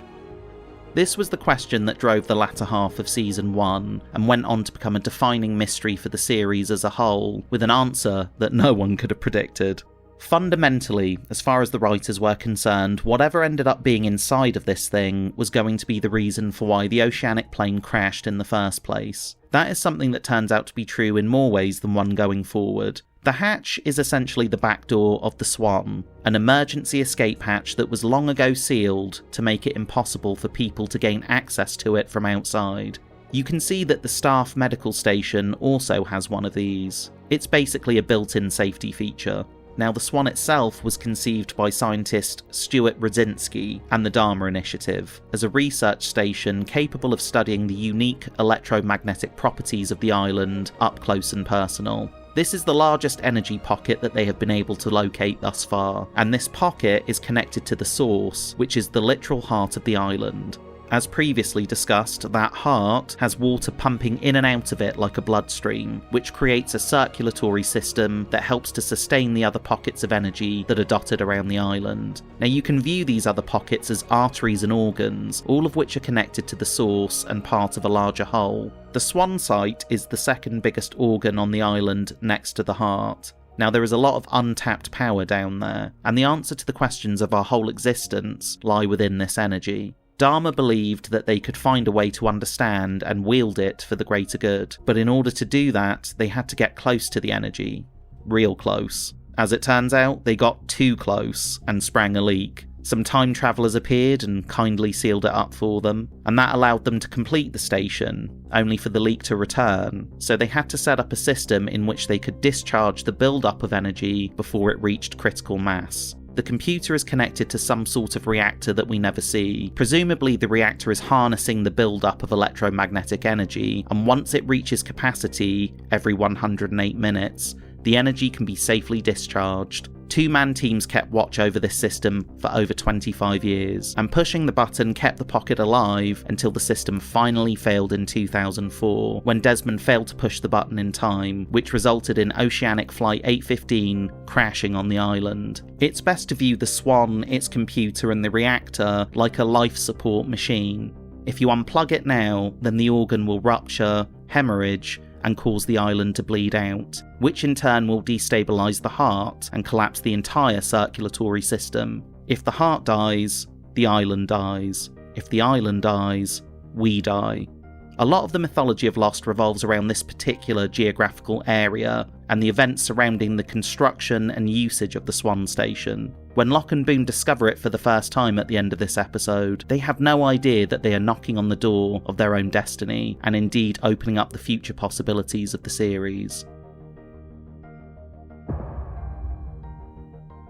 At the time this episode first aired, there was much speculation in regards to the toy airplane that Kate risked her life and the lives of others to get. This, of course, isn't a mystery anyone really looks back on with interest now, but it is worth discussing here for academic purposes. So, what was with the toy plane? This is an early example of the writers trying to make mysteries out of minor things that they could tie off sooner or later in the series, depending on how well the mystery played with audiences. In the case of the toy plane, it didn't have quite the same traction, and therefore it's a mystery that gets resolved and tied off before this season is over. We find out that the toy came from a time capsule that Kate buried with her childhood sweetheart Tom Brennan, who is now a doctor and family man. Whilst she is on the run from the law, she comes to see Tom as part of a plan to visit her gravely ill mother in hospital. The plan goes belly up, and Tom is accidentally killed during Kate's escape. She leaves the toy plane behind in the ensuing chaos, which now acts as a symbol for their childhood love and innocence, and also as a reminder of her guilt and shame over Tom's death. However, this answer only makes the events of this episode seem really silly and nonsensical in retrospect, suggesting that Kate's guilt was so immense that she was willing to risk capture in order to take that symbolic toy plane back. It doesn't really work as a MacGuffin at all, and I really wish it just never was a part of the show. Why were the tides rising? I think the most interesting aspect of this episode for me is the fact that the rising tides force the oceanic survivors to abandon their original camp by the wreckage and move further down the beach. Saeed explains, "It can't be normal. The tide shifting so suddenly, rising in so short a time. There's a lot not normal around here." This, of course, lays the groundwork for a later revelation that the island is actually moving and switching locations, which causes time dilation and a gravitational force that warps space-time around it. This time dilation means that those within the island's bubble cannot see these shifts happening, but they sometimes notice environmental changes, such as unnatural tides, or even sudden shifts in weather. It's a cool piece of foreshadowing that the island is not a static, fixed point on a map somewhere. The beach camp that our Losties move to will be their primary home for the duration of their time on the island, until time goes all wonky and the record starts to skip. There are a few minor questions that we should get out of the way up top before we get to the good stuff, such as what happened to Shannon's father. We're told that he was killed in a car crash, but it was not just any old car crash with any random stranger.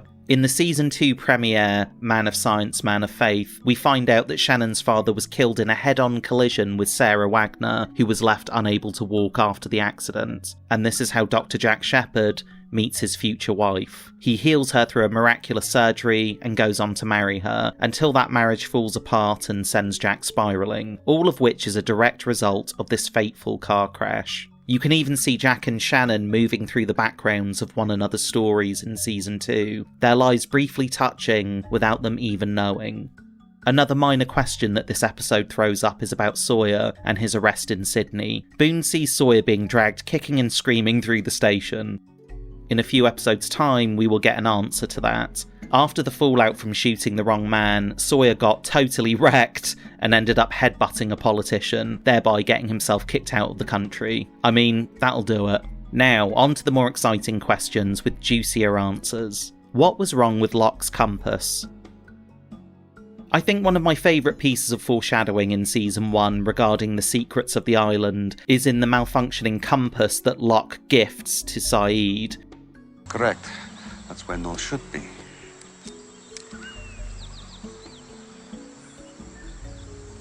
Yet that is north. I'm not... A minor magnetic anomaly might explain a variance of 2 or 3 degrees, but not this. Saeed thinks it's defective, but it's actually being thrown off by the massive electromagnetic force emanating from beneath the island, which Locke and Boone are right now currently sitting atop of, trying to gain access to. And it's no accident that this scene is occurring in the same episode in which characters are debating the hatch. The writers absolutely knew at this point in Season 1 exactly what our Losties were going to find down there, and the compass was the first major clue as to the nature of the power beneath the island. Although this compass is not to be confused with the compass that Richard gives to Locke at the start of Season 5 during all the time travel. That compass is trapped within a self-perpetuating time loop, whereas this compass is one that Locke brought with him on the plane, but as he says to Saeed, he doesn't need it because he's not lost anymore. Well, we'll see about that, John. What was Locke's wacky paste made from? We never actually find out exactly what was in the wacky paste that Locke makes and brushes onto Boone's head wound, which then seeps into his bloodstream. However, we will learn that Locke spent time on a drug farm where he no doubt learned how to harvest and alchemize different types of hallucinogenic compounds. We can only assume that Locke has found a plant or a fungi on the island, something that might have mildly poisonous or psychedelic properties, in which he can harness and create this paste using a combination of other ingredients, thereby creating a derivative hallucinogen. We also see that this paste can be taken orally and provide a similar effect, which is essentially like an incredibly potent magic mushroom. The island seems to be able to communicate more effectively with those who have a chemical or mental divergence of some kind. For example, Hurley's fellow patient at Santa Rosa can also see Charlie's ghost outside the Institute, which suggests that a certain altered state of mind can help one more clearly experience the psychic phenomena of the island. I also believe that this isn't the first time that Locke has rendered this paste whilst on the island. I think he's probably had a vision quest of his own already off-screen, and that would help to explain why he's so confident that this paste will help Boone to achieve some kind of further, deeper connection with the island. What was the purpose of Boone's vision quest? As with all of the weird, seemingly unexplainable events in Lost, everything happens for a reason, and the reason for Boone's hallucinated experiences in this episode are about getting him to fully trust Locke, and to give himself fully to their mission with the hatch, because as long as he still has his hang-ups with Shannon and the need to vie for her attentions and affections, he is more likely to expose their whole project. And I think we can all be fairly certain that Shannon probably won't keep this massive secret to herself, and before long Saeed would be in the loop, then Jack, then everyone else. And the reason why this matters is because the island has a very specific plan and purpose for Boone. Locke will even find a way to articulate this himself. Boone was a sacrifice that the island demanded. We will absolutely talk about why Boone is a sacrifice that the island demanded when we analyse Locke's next episode, Deus Ex Machina. The only reason that Boone ends up in the right place at the right time in order for fate to play its hand is entirely the result of what transpires in this episode. He needs to be emotionally unburdened of his past and psychologically prepared for his future. After the catharsis he achieves at the end of his vision quest, he attains this sense of release and relief in letting go, and he is now ready to dedicate himself to Locke's cause, and he will not question nor challenge Locke again, even when he has doubts about the man's mission and instructions. I suppose one could argue that this vision quest is also previewing his own death as well as Shannon's, who, depending on your interpretation, will meet her end as a result of the smoke monster's machinations. Also notice how Shannon's ragged, bloody appearance is a mirror of Boone's own fatal injuries in Do No Harm. Mysteries such as where did the comic book come from and how did Claire find her way back to the camp will all be answered in good time. However, the real mystery of this episode, and indeed one of the most common mysteries to be raised from the entire series, comes down to one simple question. Why is Walt special? I never viewed Walt as the massive unresolved mystery that many claimed him to be. While it would have been great for the writers to bring him back for the final season to close out his storyline properly, the questions surrounding Walt and his powers have always been easier to answer than they may appear on the surface. As the seasons went on, Lost demonstrated that there are characters within the show that have powers. Walt was special, yes, but he was not unique. The show alludes to multiple people spread around the planet who have some kind of deeper connection to the light that exists within them and within others. Even the Dharma Initiative was investigating people with these powers, since one of their fields of study was parapsychology and how it relates to individuals and the island itself. So, what exactly is happening with Walt, and what exactly are his powers? Well, Walt's inner light, that part of the source that's within all of us, shines bright. One might say it's the equivalent of the power from Stephen King's novel The Shining that we see the character of Danny Torrance display. Walt's subconscious connection to the source and the island is stronger than most. In the Theory of Everything series, I discussed how the source flows through a protector and imbues them with the ability to harness the properties of the light. They can consciously control and wield its powers through acts of pure consciousness and will. Walt and those who are like him can do similar things on smaller scales. They just don't have the same control or awareness that a protector does. They might will things to happen around them purely by accident or on instinct, or as a reaction to their emotions and environment. In Season 5 episode Some Like It Hot, we see that Miles as a boy has no real control over his power. It takes him years to figure out how to master it. And even then it's hinted that he's only scratching the surface of what he could really do. When we meet Walt, he is also too young to have control or an understanding of his abilities. Almost everything we see him do in the show that has a supernatural underpinning to it seems to be occurring like a reflex or an unfiltered reaction. However, the powers are not random. Most of them appear to correlate in some way to electromagnetism. Here are some examples. We know that when birds migrate, they navigate their flight paths through the air by using the Earth's magnetic field. This is called magnetoreception, also known as the living compass. We see birds being drawn to Walt because the electromagnetic energy that he radiates interferes with their living compass, drawing them off their flight paths towards his inner light. It's the same principle of how the island can disrupt paths and draw things towards itself, pulling objects and people into its field of gravity. Walt doesn't realise he's doing this, of course. It's all happening on a subconscious level. He's reading about birds, so birds are on the brain, which draws in the birds towards him. The same happens later when he's reading about the polar bear, totally immersed, with the bear on his mind. Brian alludes to the idea that things like this have been happening around Walt for some time. Sometimes when he's around, things happen. He's different somehow. In the jungle, we see Walt manage to hit a bullseye by throwing a knife. Now this happens after Locke gets him to concentrate and visualise the knife going into the stump in his mind's eye. For a brief but significant moment, we see Walt gaining control over his power. His mind is focused, and therefore so is his will and intention. When he throws that knife into the tree, he is essentially harnessing his inner light and releasing it. It's the same transfer and distribution of energy that we see taking place when the Man in Black's dagger is drawn towards the well in Across the Sea, only in this case the energy is being channeled through Walt rather than just an energy pocket on the island.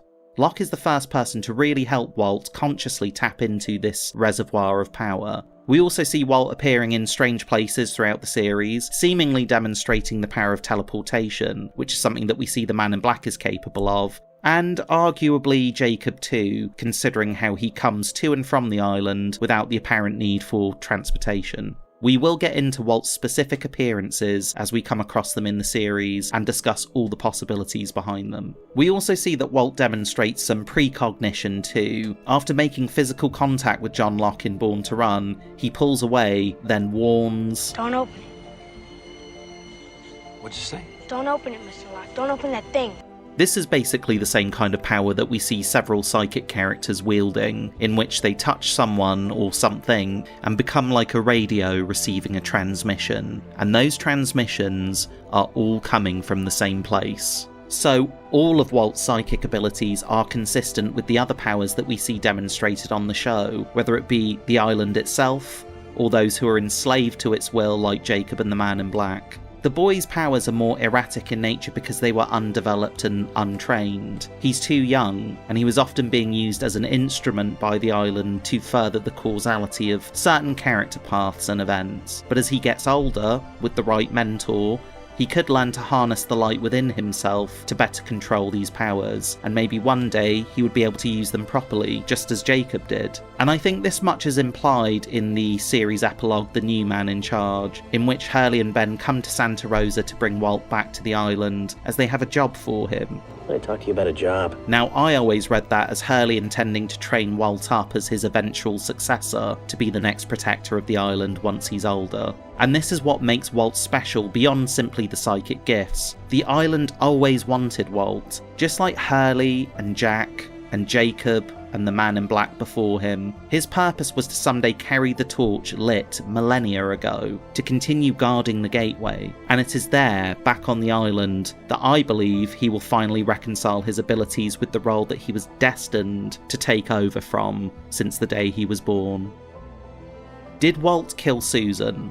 There has been a fan theory floating around for some time that Walt may have inadvertently been the cause of his mother's death. Obviously, this is a pretty dark theory, but it is worth touching upon because it brings up some fascinating implications. All we know is that Susan died of an undiagnosed blood disorder, and that her death happened suddenly. If it was some kind of blood cancer, then one could make the argument that it was the result of exposure to Walt's powers over a prolonged period of time. These powers are electromagnetic in nature, and electromagnetic waves are essentially a form of radiation. The longer you are exposed to that radiation, the more chances you have of suffering from side effects, and it will affect different people in different ways. Interestingly enough, we see that Miles's mother is dying of cancer when he comes to visit her in a flashback, which might indicate another correlation between those who have powers unintentionally making people around them sick.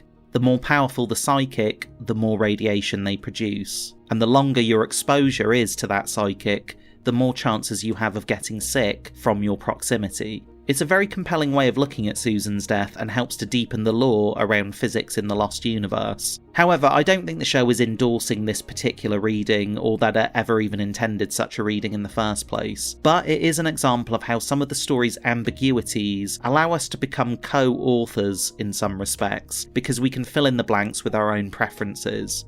One could argue that Susan needed to die in order to trigger the chain of events that reunify father and son just in time to board Oceanic 815, and that her death was the result of the island's will, but I believe this is absolutely open to interpretation depending on what people find to be more compelling. What was the meaning of Claire's diary dream? In this episode we see Charlie obsessing over Claire's diary. Listen to this. I had that weird dream again, the one with the black rock I can't get away from. I tried to leave it, but it won't let me. Black rock. They're just dreams, Charlie. This dream from Claire's diary never actually pays off on screen, since Claire doesn't go to the Black Rock for anything in the show. However, we can apply some headcanon to this. We know Claire is bound for darkness. We also know she spends 3 years alone on the island with the man in black whilst fighting with the others, whom she believes has taken her child. It's possible that, like the nightmares in Raised by Another, this dream was previewing her future in which she would have been making trips to and from the Black Rock to use the dynamite for various Rousseau-like purposes in the jungle. No matter what Claire does, she won't be able to escape this fate. Or perhaps the Black Rock in her dream is more literal, and Claire is simply finding her dream self trying and failing to get away from a representation of darkness itself. Either way, this diary entry suggests that Claire was having a lot of recurring nightmares whilst on the island, about an isolation and a darkness that she cannot escape. Why does Claire have amnesia? Season 2 episode Maternity Leave shows how Claire was being drugged by Ethan during her time in the staff station in order to keep her both amenable and compliant. At one point, Claire claims that the water Ethan gives her tastes sour. What? That's really sour. Is it? I hadn't noticed. Blech. Which implies that the water has been laced with some kind of narcotic. Once the effects of this have worn off, and after a fairly sizable concussion from meeting the business end of Rousseau's rifle, but over time, and with some help, she manages to access and recall these lost memories. Where has Claire been, and how did she escape? Maternity Leave will also show us what happened to Claire during that missing week, in which Ethan held her captive at the staff station. She was being kept under close observation so that Ethan could continue administering Juliet's serum via a series of daily injections. The others had hoped that they would be able to bring this baby to term by any means necessary, even if that meant inducing labour and surgically removing the baby. Either way, they fully expected the procedure to cost the mother her life. It is only because Danielle Rousseau's daughter Alex became aware of this situation, infiltrated the staff, and got Claire out of there that this terrible fate was avoided. It also seems that Alex might have had some help, because Claire is knocked out, then carried clear of the staff by quite some distance. We can fairly assume that Alex's partner in crime was probably none other than Carl, and together they got Claire to safety. And as fate would have it, Claire would then be discovered by Alex's mother Danielle, who adds a concussion to this poor pregnant woman's list of physical and psychological traumas. But she does so for a good reason, and leaves Claire close to the cave so that the mother-to-be will find the way back to her people. Why does Ethan have a bloody scratch on his face?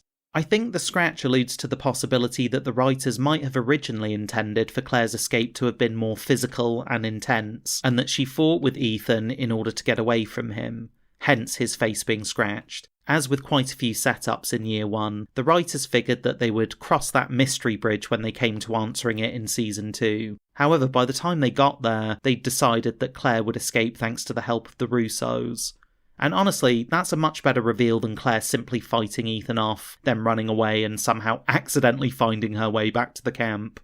In my own headcanon, I like to think that this might have actually been Alex, who confronted Ethan after helping Claire escape, argued with him, and clawed at his face in the heat of the moment. It's also possible that Juliet could have scratched Ethan too. I really find it hard to accept that Juliet would have gone along with operating on Claire if it meant causing Claire's death. She is shown to have great compassion for her patients, regardless of the circumstances. Just look at how she is as an undercover other with Sun. So perhaps Ben and Ethan might have intentionally frozen Juliet out of this process, so she wouldn't challenge or try to prevent the operation, and when she finds out, she digs those nails in. Either of these scenarios work for me, but let me know in the comments if you have any alternative ideas and theories for why those scratches are there.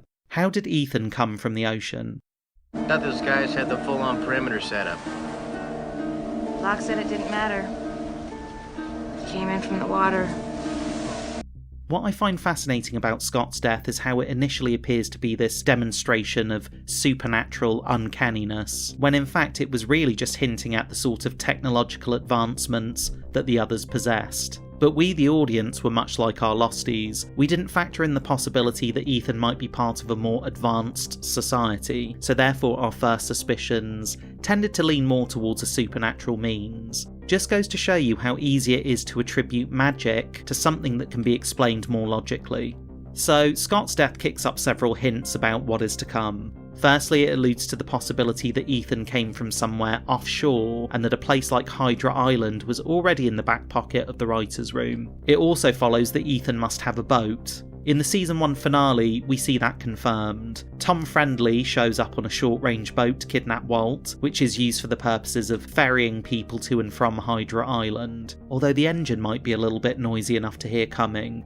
So I tend to think that Ethan probably used one of the outriggers, which would have provided a perfectly silent approach to the beach during the night. Then he likely used one of the stun darts on Scott to knock him out first, so that the man could be killed without raising the alarm. And there we are, with just a little bit of logic applied of things that we know the others possess. It turns out there was nothing supernatural about this death at all.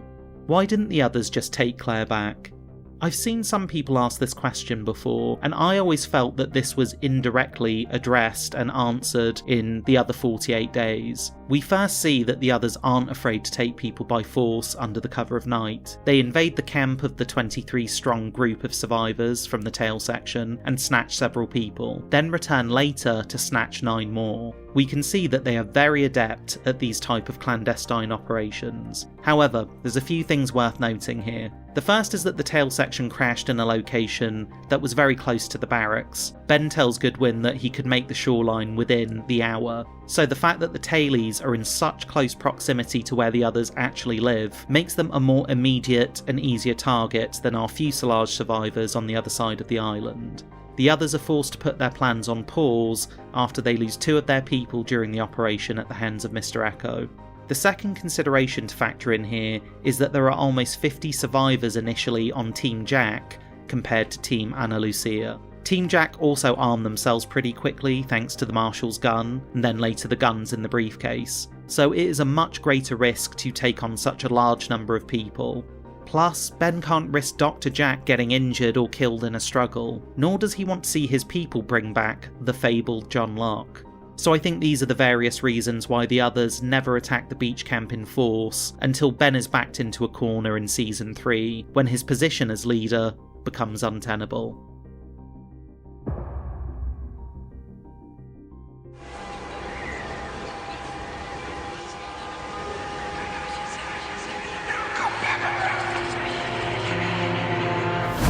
What are the Whispers?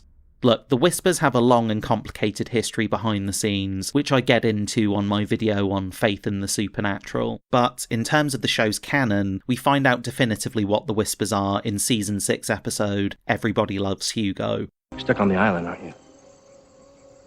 Because of what I did. And there are others out here, like you, aren't there?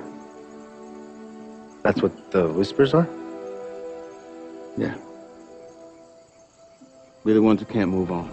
The Whispers are the voices of people who have died, who are trapped in a purgatory-like state. The Whispers mostly reside in the jungle and tend to pop up during moments of isolation, when someone is alone, or during moments of conflict. We will analyse them every time they appear. Now, originally the Whispers were intended to be the voices of the others, at least in the first season.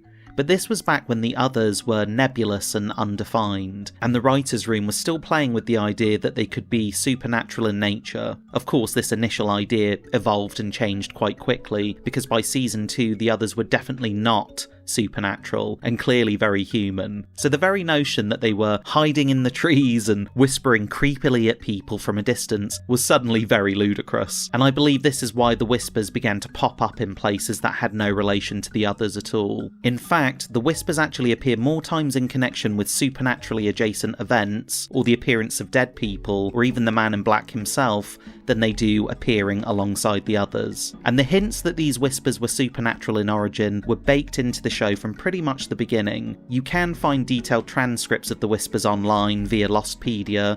Remember, many of these transcripts are fan-generated and they're based on best guesses. A lot of the Whispers are without any relevant context, and they're often a mix of random gibberish and fragmented observations on what is happening on screen. But there is one very telling audible line in the mix. It was the first real clue that the Whispers were the voices of the dead, and it comes at the start of this very episode. The last words of Frank Duckett echo out in the jungle as Sawyer chases down the boar at night, and the Whisper clearly says,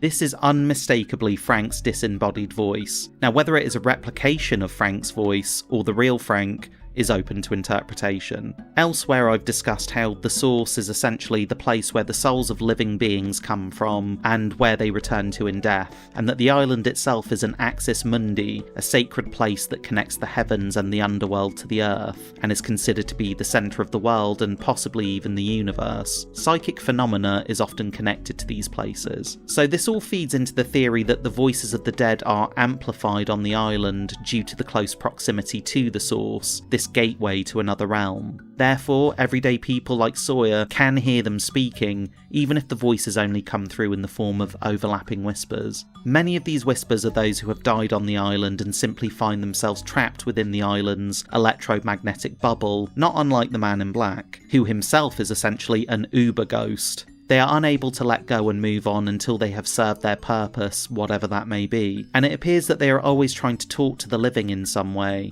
perhaps to warn us, or to help us, or even possibly to guide us, as we see Michael do in Season 6. However, we also see that souls can come back from the other side of the source too, who are not trapped in a purgatory state, such as Richard's Isabella, or some of the spirits that Hurley encounters along the way. Co-creator and showrunner Damon Lindelof added even more possibilities into the mix when he discussed the Whispers in an interview for a Comic-Con event in 2020. He talked about the various iterations of the Whispers throughout the show and said the following. So the idea is that the Whispers is sometimes the monster, sometimes the actual ghosts of the island, and sometimes just a horrific story problem that we were trying to weasel our way out of. What was that you said, Damon? That sometimes the Whispers are coming from the monster? Dude.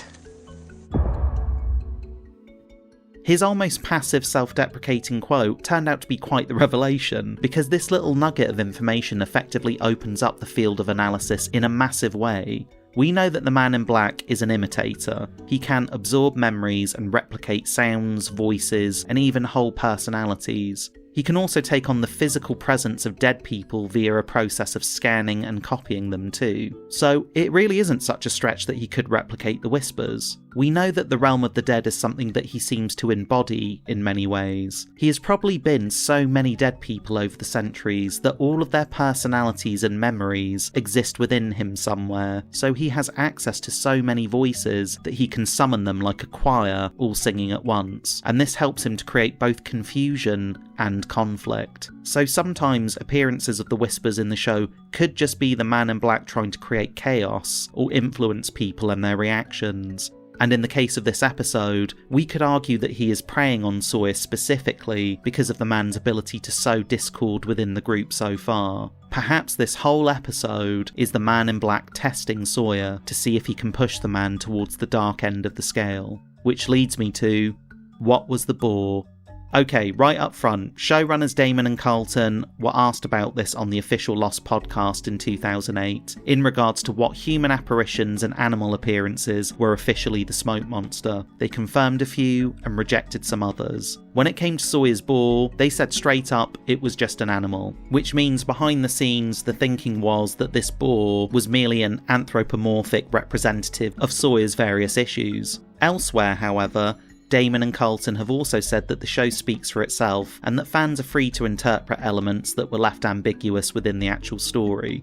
I once made a video all about the human apparitions on the island in order to decipher which ones were ghosts, which ones were visions and hallucinations, and which ones were the Man in Black in disguise, and I recommend you check that out after this video.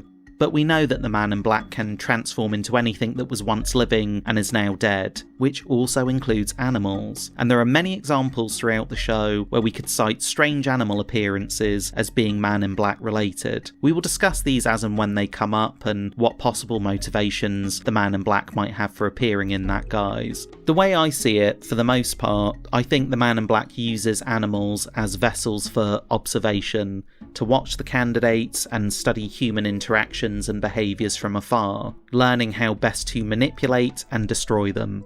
If this boar was a manifestation of the Man in Black, then his goal would have been a simple one. He is testing Sawyer to see if Sawyer will succumb to his murderous impulses. Is the darkness within him still growing?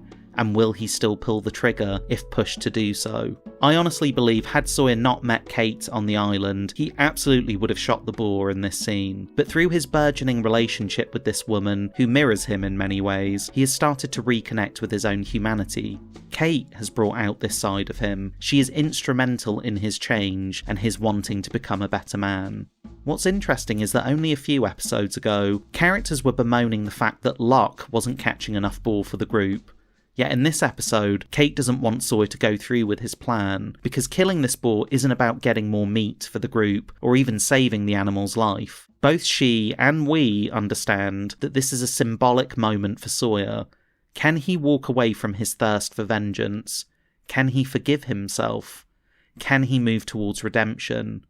She watches him from the periphery, holding her breath, and the boar stares him down, and Sawyer chooses to let go.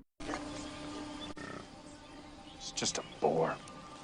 That's a win for Jacob, and a loss for the Man in Black. At least until Sawyer gets locked in the brig of the Black Rock with a fellow con man. How do the boars reproduce? Basically, we know there is a pregnancy crisis on the island, which is a result of the fallout from the incident in 1977, which made it impossible for mammals to bring babies to term if conceived on the island. You would have to conceive off-island in order to give birth safely, like Claire did and Rousseau before her. However, the Hydra orientation from the epilogue says the following about the polar bears. Remember, be sure to confirm that the female bears have not been impregnated before transport, as the electromagnetic levels at the orchid have an extremely harmful effect on early-term gestation. So, surely this rule applies to all mammals, and if so, how can boars be having piglets? It was really confusing. Well, I think this all comes down to gestation periods.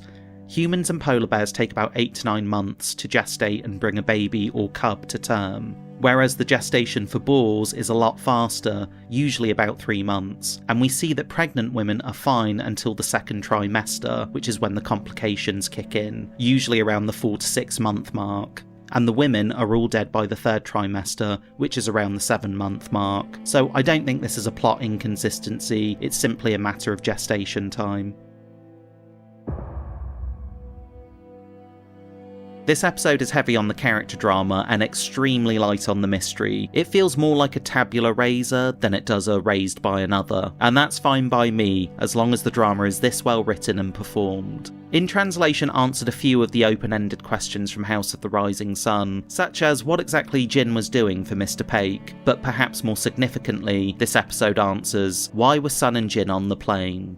It turns out that Jin was delivering watches for Sun's father to associates around the world, the first being in Australia and the next in Los Angeles. Clearly Jin acting as an errand boy here, but as we discover in this episode, with his own plan of potentially cutting ties from Mr. Paik after he delivers that final watch, which only adds to the tragic irony because of what Sun was planning to do whilst on that same trip. Only we see her change her mind at the last minute when she sees a flash of the man Jin used to be. The man she loves is still in there.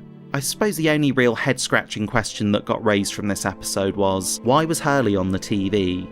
Sometimes it takes a rewatch or two for viewers to actually catch little details like this, but Hurley is actually on the television screen in the background. This moment is one of Lost's signature blink and you'll miss it Easter eggs, tying directly into Hurley's backstory, which won't be revealed until the next episode numbers. After winning the lottery with the cursed numbers, Hurley becomes unexpectedly famous, and his face is broadcast all over the world as the international media pick up on his story, partly because of the massive jackpots, and possibly even partly to do with the string of strange misfortunes that followed him. The news clip playing in the background of Jin's scene is part of that international coverage, and gives us a little teaser of where Hurley's backstory is going to take us. What do the numbers mean?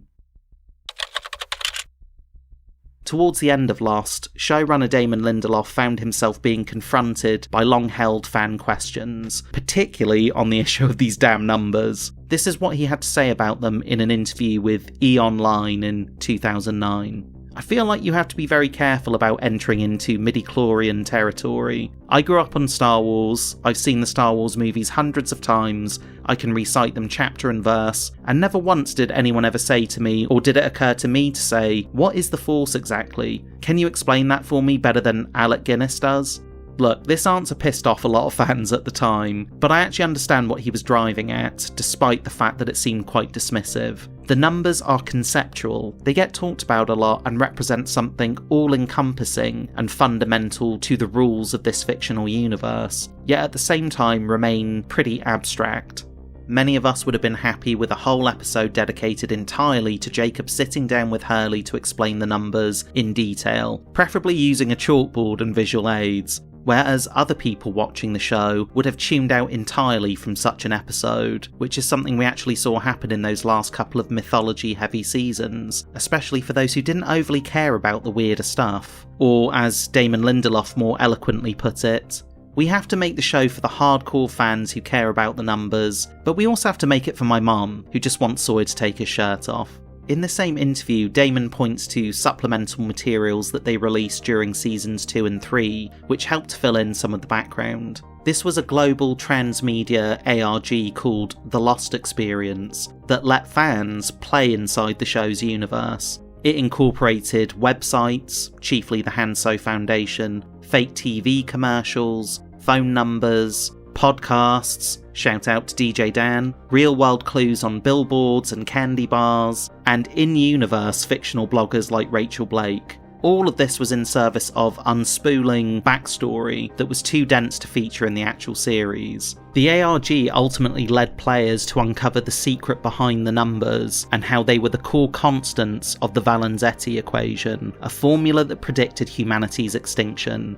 In a nutshell, the Hanso Foundation hired this guy Valenzetti to work on this equation in order to determine what the probability was of the world ending in the wake of the Cuban Missile Crisis.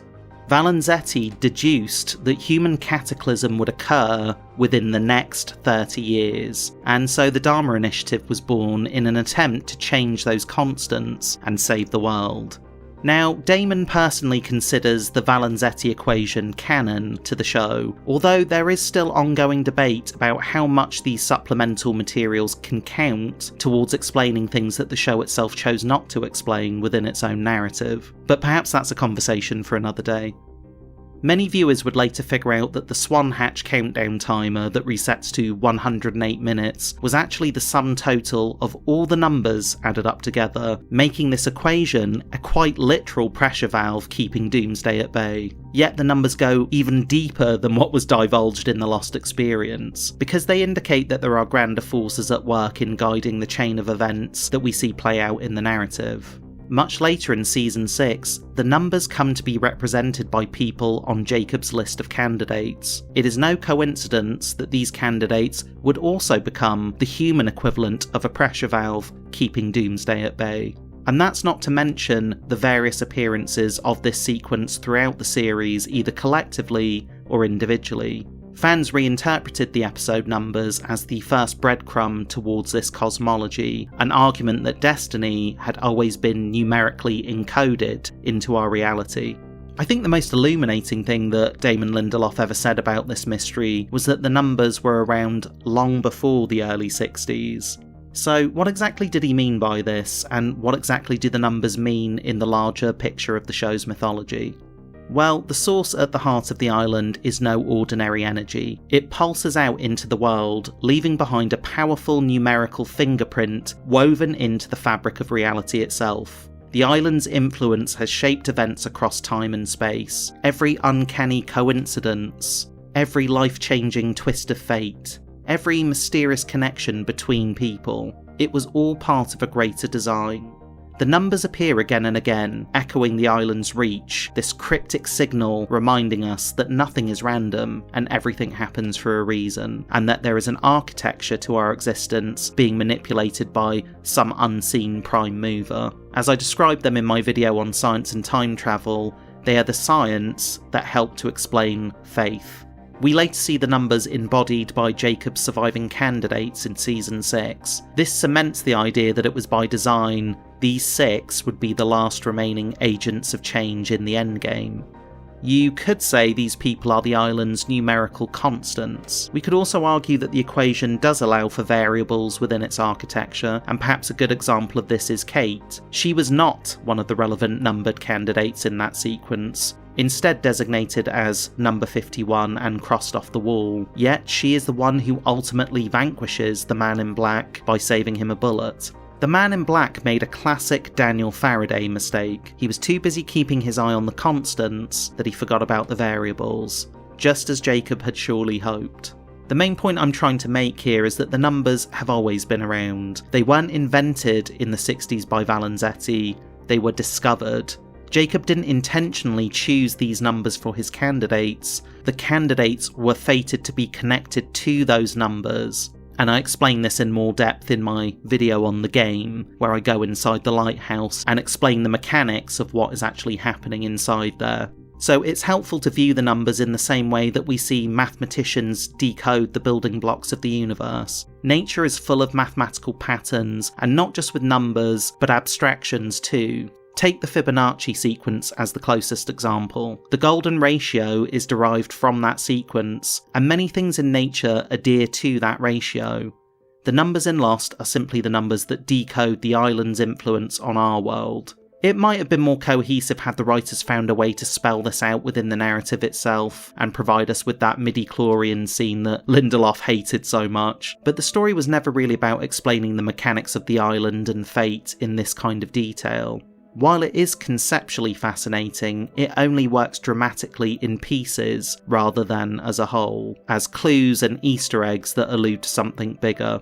Besides, if they'd explained them in detail on the show, we would have been robbed of having these very discussions that we're having to this day. I mean, this channel only exists because the show gave us just enough without giving us everything. Why was the radio tower broadcasting the numbers? The Dharma Initiative's on-island team originally constructed the radio tower and programmed it to broadcast the numbers as a signal to their off-island counterparts. This broadcast served as a status update, indicating that the formula predicting humanity's extinction remained unchanged. The idea was that if a successful intervention ever actually altered the equation, then the numbers could be updated or the broadcast would stop entirely. It's worth noting that this method of using a repeating numerical transmission mirrors the concept of real-world numbers stations, which have long been associated with coded communications in espionage. Anyway, this broadcast is the very same broadcast that Rousseau's team would pick up on their radios in 1988 that would draw them to the island and to their doom. And we can also deduce that the Dharma radio tower broadcast is the same one that Sam Toomey and Leonard Sims picked up on whilst monitoring long-wave radio transmissions at that government listening post, which also led them to their own respective fates.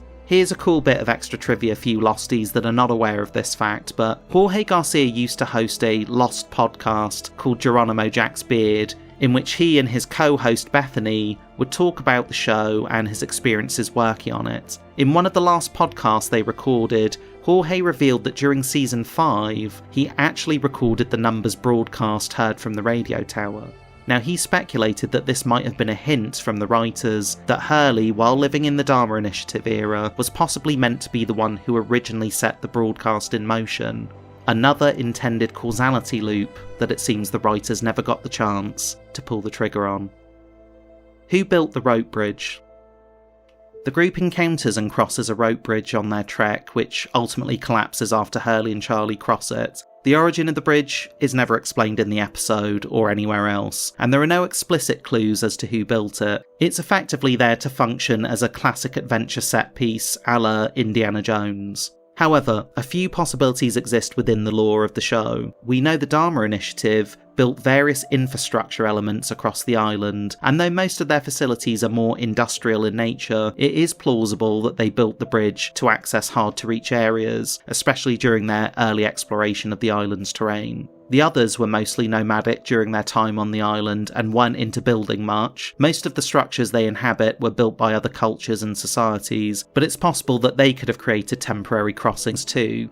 We also can't rule out the US military who occupied the island during the 1950s and brought Jughead to its shores. Let me know in the comments what your theories are on this one. Why was Hurley in a mental institute? Hurley was at Santa Rosa because he suffered a psychological breakdown after a tragic accident in which a deck he was standing on collapsed. Although Hurley wasn't physically hurt, he blamed himself for the accident, believing it was caused by his weight, which is a belief that's fueled by deep-seated guilt and low self-worth, all of which can be traced back to his absent father figure David Reyes, who abandoned the family when Hugo was just a kid, leaving him with nothing but a candy bar as a parting gift. The trauma from the deck collapse triggered a catatonic state and dissociation in Hurley, thereby leading him to being institutionalised. While at Santa Rosa, Hurley developed coping mechanisms, including inventing an imaginary friend named Dave, who represented his self-destructive tendencies and whom shared the name of his own father. And it's also during his time there that he first heard the numbers being repeated obsessively by a fellow patient who had once been stationed at a listening post with the US Navy. Some minor mysteries to clear up first, all of which are adequately explained in Year 2. Who was on the other end of the radio? We're survivors of the crash of Oceanic Moon, Flight get out! 815. Please copy. Get out now! Oceanic Flight 815. We find out in the other 48 days that the voice Boone heard in the Beechcraft was none other than Rose's husband, Bernard, on the other side of the island with the tail section survivors. Ana Lucia dismisses the Mayday call as being a trick of the others, shutting off the radio and breaking the connection. The island wasn't ready for these two groups to meet quite yet, but this episode right here is where the tracks were officially being laid towards the whole tail section arc of Season 2. Where did the Beechcraft come from?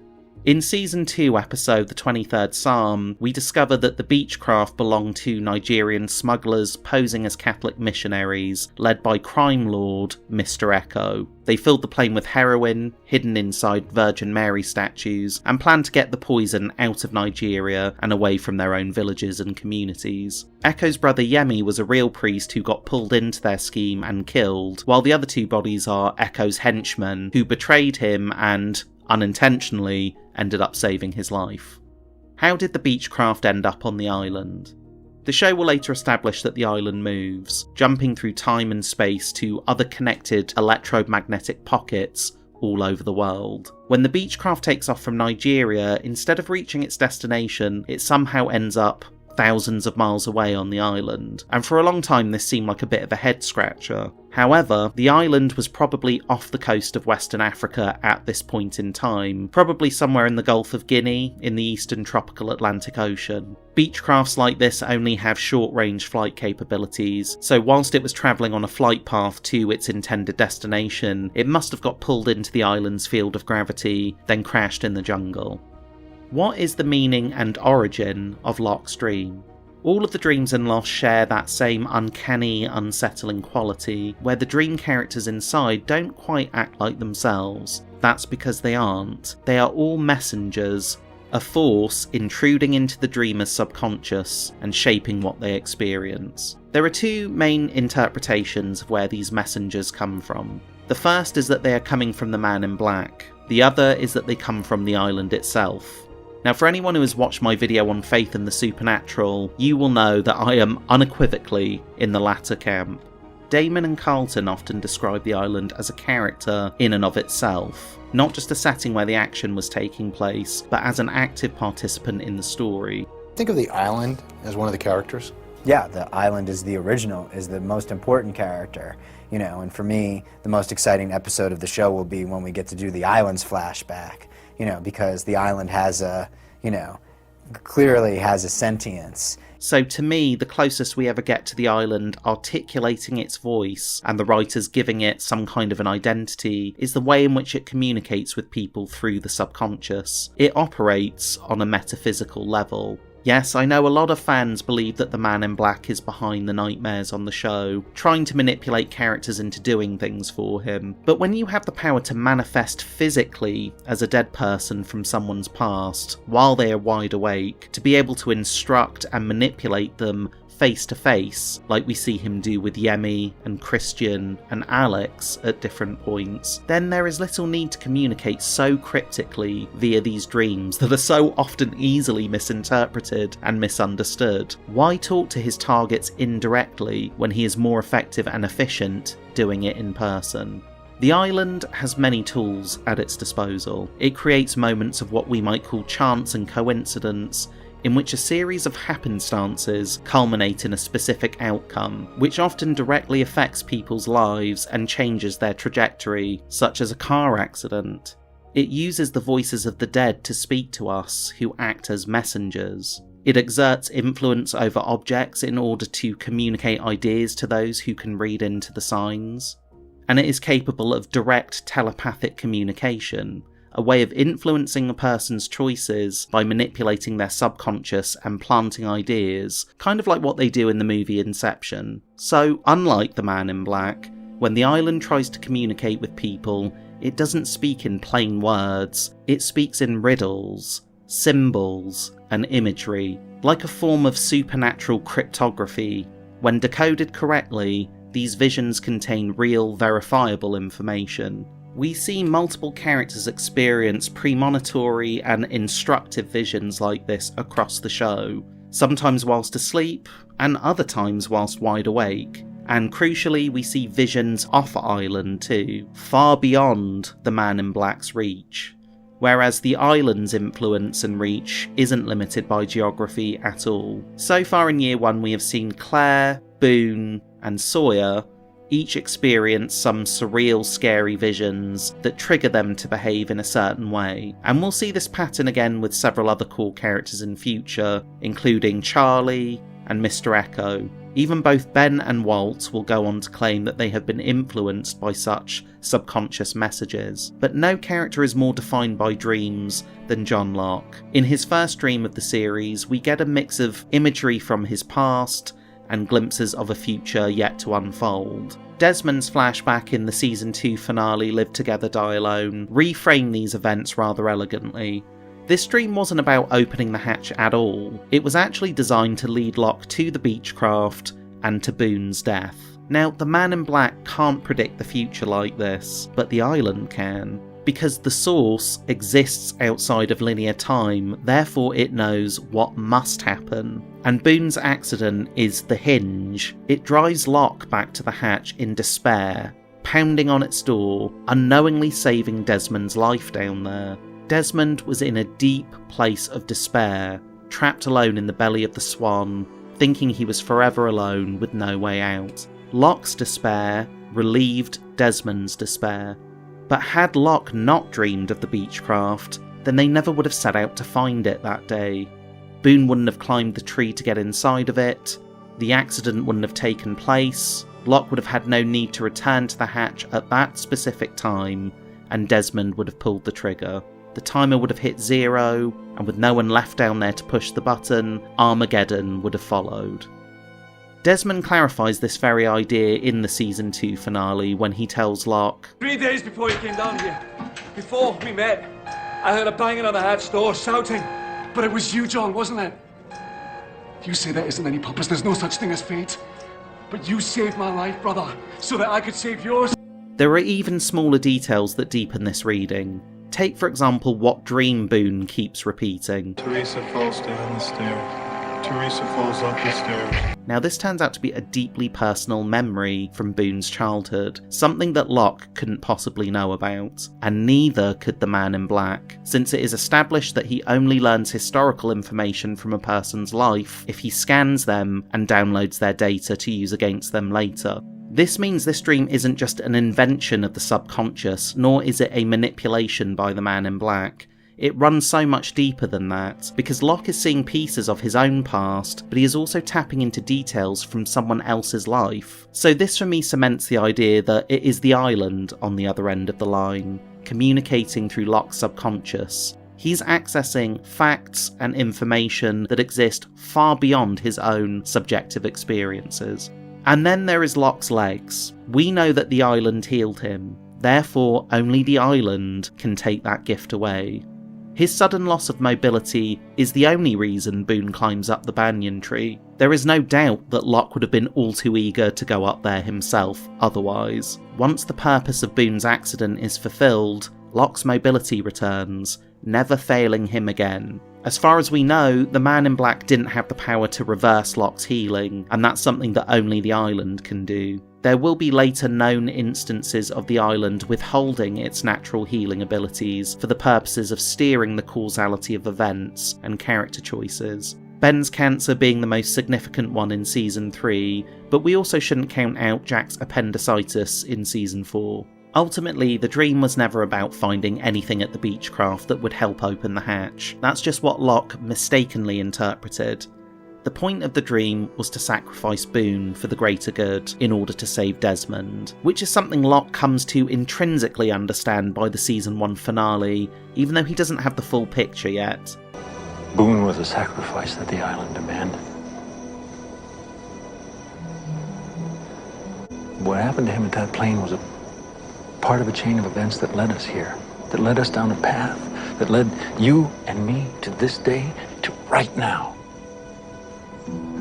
Even the figure of Locke's mother, Emily, in the dream alludes to misdirection. She appears to him as she did the first day he met her, and she points to the plane to essentially say, "Hey, look over there, John, follow my lead." This is a subtle clue from the writers that Locke is being led astray, just as he was before. Last time his mother led him into a con with his father, this time her dream cameo is leading him into what will amount to be another con, in which he is used for an ulterior purpose. Because it's not just Boone who was a sacrifice to the island. Locke himself is also a sacrifice, slowly being groomed as a pawn in the island's larger plan.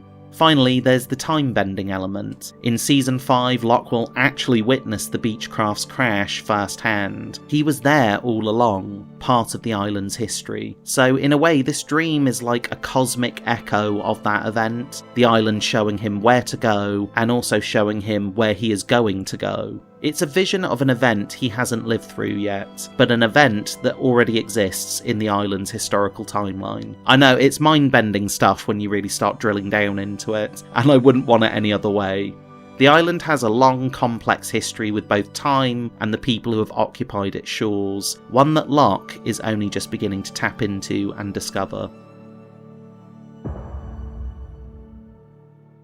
This is an entirely character-centric episode with very little in the way of mythological mysteries to explain, and in a way that's a good thing. We've just had a bumper special of Numbers and Deus Ex Machina back to back, so it's actually quite nice to return to a more intimate storyline focused on character rather than any head-spinning mystery. There are a few questions raised during this one though, the first being, where is John Locke? I think some people often get mixed up with the time frame of this episode. The events of Do No Harm are taking place the same day as Deus Ex Machina. Basically, when we see Locke banging on the hatch, this is happening simultaneously as Boone is dying and Claire is giving birth, which are also happening at the exact same moment that Desmond is finding hope in his heart again from hearing Locke's cries, as well as the same time that time-travelling Team Locke are walking through the jungle and see the hatch light shining up into the night like a beacon, at the same time that Sawyer comes across Kate and Claire in the jungle. All of these events are happening within moments of one another. So Locke left Boone with Jack, then traipsed back to the hatch for his pity party, and the rest, as they say, is history. How did Jack and Sarah meet? Sarah explains it best in her pre-wedding speech. After a devastating car crash left her with a broken back and the likelihood of paralysis, and Jack says, "I'm gonna fix you." He performed the surgery but believed he'd failed, even sharing his doubts with a stranger named Desmond. Yet when he went to deliver the bad news, Sarah surprised him by saying she could feel her legs again. Against all odds, she had been healed, and that miracle became the spark for their romance. They were estranged over time as Jack became preoccupied with his work. You see, he had already fixed Sarah, therefore he needed to fulfill that part of himself elsewhere, and the only way he could do that was through the hospital. We see that Jack is tempted to cheat at one point, but backs away, only to find out that Sarah had been seeing someone else and was preparing to leave him anyway. As per his key character flaw, Jack struggles to let go of her and contests the divorce. He falls into an obsession with finding out who Sarah was seeing, leading him to accuse his own father in the middle of an Alcoholics Anonymous meeting. This, in turn, pushes Christian off the wagon, leads to drinking on the job, a dismissal, and then a one-way ticket to Australia. The ripples of cause and effect, and choices and actions right there. There are no real mysteries raised in this episode. In fact, it deliberately pulls back from the puzzle box storytelling to focus on character conflict. And that's fine by me, especially since we're right on the edge of the season 1 finale, where the mysteries will begin to ramp up again. We do, however, get answers about why Saeed was in Australia, part of a sting operation to bust a terrorist cell with the promise of finding Nadia. And of course, we finally learn who knocked out Saeed in the Moth. Who sent Kate the letter about Diane's cancer? We never actually get an answer to this one. It might have been that the writer's room was setting this up to be explored later on in the series, but for whatever reason they decided not to expand on it any further. In some ways, I can absolutely understand them wanting to leave behind any of the elements from the toy plane arc of Kate's past. So like many other viewers, I was never actually bothered that this didn't get directly addressed, but that does leave us to speculate about the letter's origin here. We know that it wasn't Tom, since Kate ropes him into a backup plan when her first attempt fails. It could be a friend of hers whom we never meet, someone she kept in touch with while she was on the run, which seems unlikely considering her circumstances. Or it could be someone we know she could implicitly trust. The first person who comes to mind is the man she thought was her father, Sam Austin, the man willing to give her a head start. So did she find a way to reach out to him? Would he be willing to write to her? Maybe. But there is another potential person we can consider being behind this letter. Cassidy. We already know that Cassidy helped Kate go see her mother once before, risking her own freedom in the process. So it's plausible that Cassidy and Kate maintained some kind of pen pal relationship, through which Kate let Cassidy know how she could contact her if anything came up, to send mail to a specific drop point under a specific name. Although this would mean that we'd have to assume there was a scene between the women that happened off screen somewhere. So it's not the neatest solution to the question, but Cassidy is the only person we meet in Kate's flashbacks who would fit the bill for doing something like this. Let me know if you have any alternate theories in the comments. Why was Walt afraid of what was in the hatch? What's the matter? Don't open it. What'd you say? Don't open it, Mr. Locke. Don't open that thing. What thing? What do you... Just don't open it. This moment, his warning to Locke to not open the hatch, is perhaps the clearest demonstration of those uncanny psychic abilities in Season 1.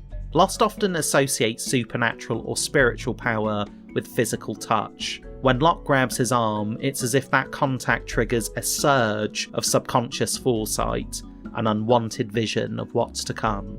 So, why does he recoil in fear? Well, because on some intuitive level, Walt senses that opening the hatch will directly affect his own fate and lead to his father's downfall. Because it is inside the Swan Station where Michael will murder Ana Lucia and Libby in Season 2, and this is the beginning of the end for Michael.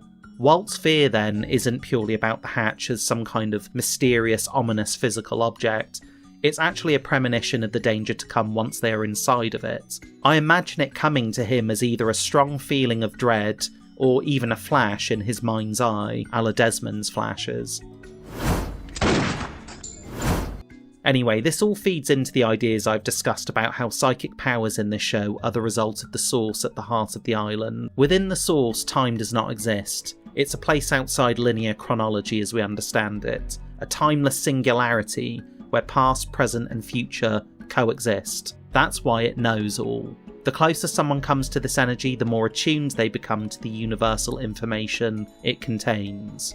Characters like Walt tap into that information stream from the source. Some do so consciously, others by accident. Their so-called psychic abilities are the equivalent of a human antenna tuning into the source's broadcast, however briefly. And that is what is happening here in this scene. Walt glimpses or senses the future to come.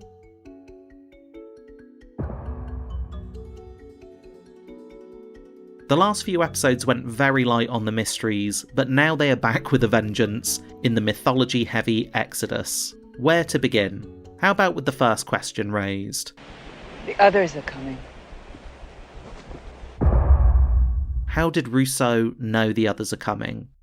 Rousseau claims to have heard whispers in the jungle that said the others were coming to take the child, and this is apparently what prompted her to action. Of course, we know that the whispers in the jungle are not the others having audible chats with each other nearby. They are the voices of the dead. They know what's going on in this place because they are not bound by time or space like the living are. These ghosts are servants of the island until further notice. Rousseau was supposed to overhear this and interpret it accordingly, because it sets off a chain reaction of events. Once again, our old friend causality is in play. By warning the Oceanic group about the others, it expedites everything, launching the raft and opening the hatch, because the island knows it's time. Why did Rousseau call the monster a security system? What was that thing? It's a security system. Security system? What does that mean? Its purpose is that of any security systems. To protect something. Protect what? The island? This is an interpretation that Rousseau adopted from Robert, believing the monster to be there to protect the temple and the wider island.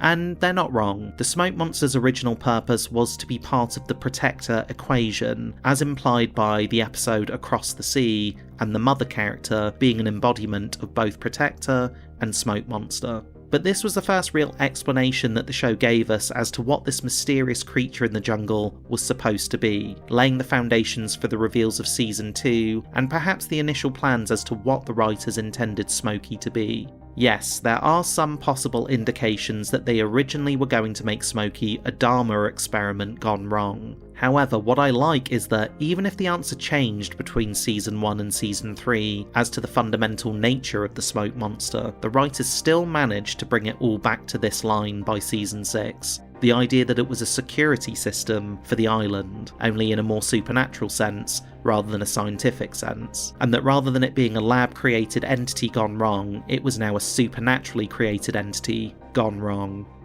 How did the Black Rock end up in the jungle? The Black Rock indicates to the audience that the island has been ensnaring people for far longer than we have been seeing, in ways far stranger than anyone could have imagined. In Season 6 episode Ab Eterno, we see how it all went down. The Black Rock was off the coast of the island when a violent storm rolled in.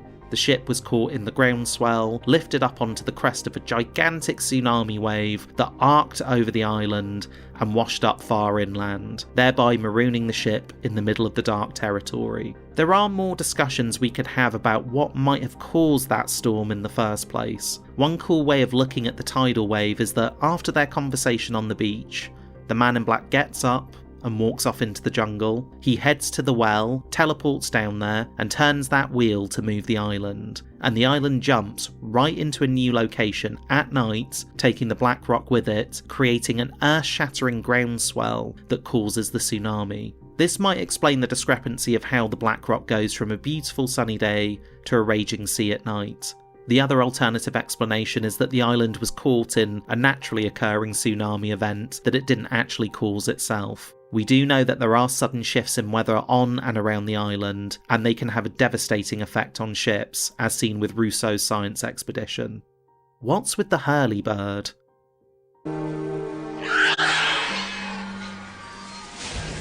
The Hurley-bird is one of Lost's goofiest mysteries in my opinion, one which I'm pretty sure was never actually intended to be a mystery. A lot of fans swore they could hear this huge jungle bird swoop down from the tree line and call out Hurley's name, and I think the writers' room became amused by this idea and worked it into the second season's finale as a callback. That bird just say my name? Yeah, it did. Right before it crapped gold. By Sawyer making fun of that idea, it was probably supposed to put the theory to rest, but the fans were still asking about it by the final season, so the writers decided to address it once and for all in the epilogue, The New Man in Charge. In the Hydra orientation, Pierre Chang explains,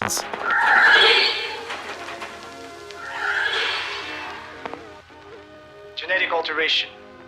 These fascinating hybrids, or hybrids as we call them, will be released and monitored to see how they adapt to the unique properties of the island. So it's basically a Dharma experiment turned loose, a genetically engineered bird that imitates sounds like a parrot would. Or is it? Okay, I have my own theory here. I have always taken the view that the man in black is keeping an eye on the candidate somehow, inconspicuously, whilst occupying other forms. It's why we don't see him all of the time in smoke form stalking these people, because he doesn't have to do that when he can just appear as a boar to test candidate number 15, or to taunt candidate number 51. Maybe distract candidate number 16 so that he takes a bullet. Pose as polar bears to draw in candidate number 4, and take a bird's eye view of a whole lineup of candidates from the air.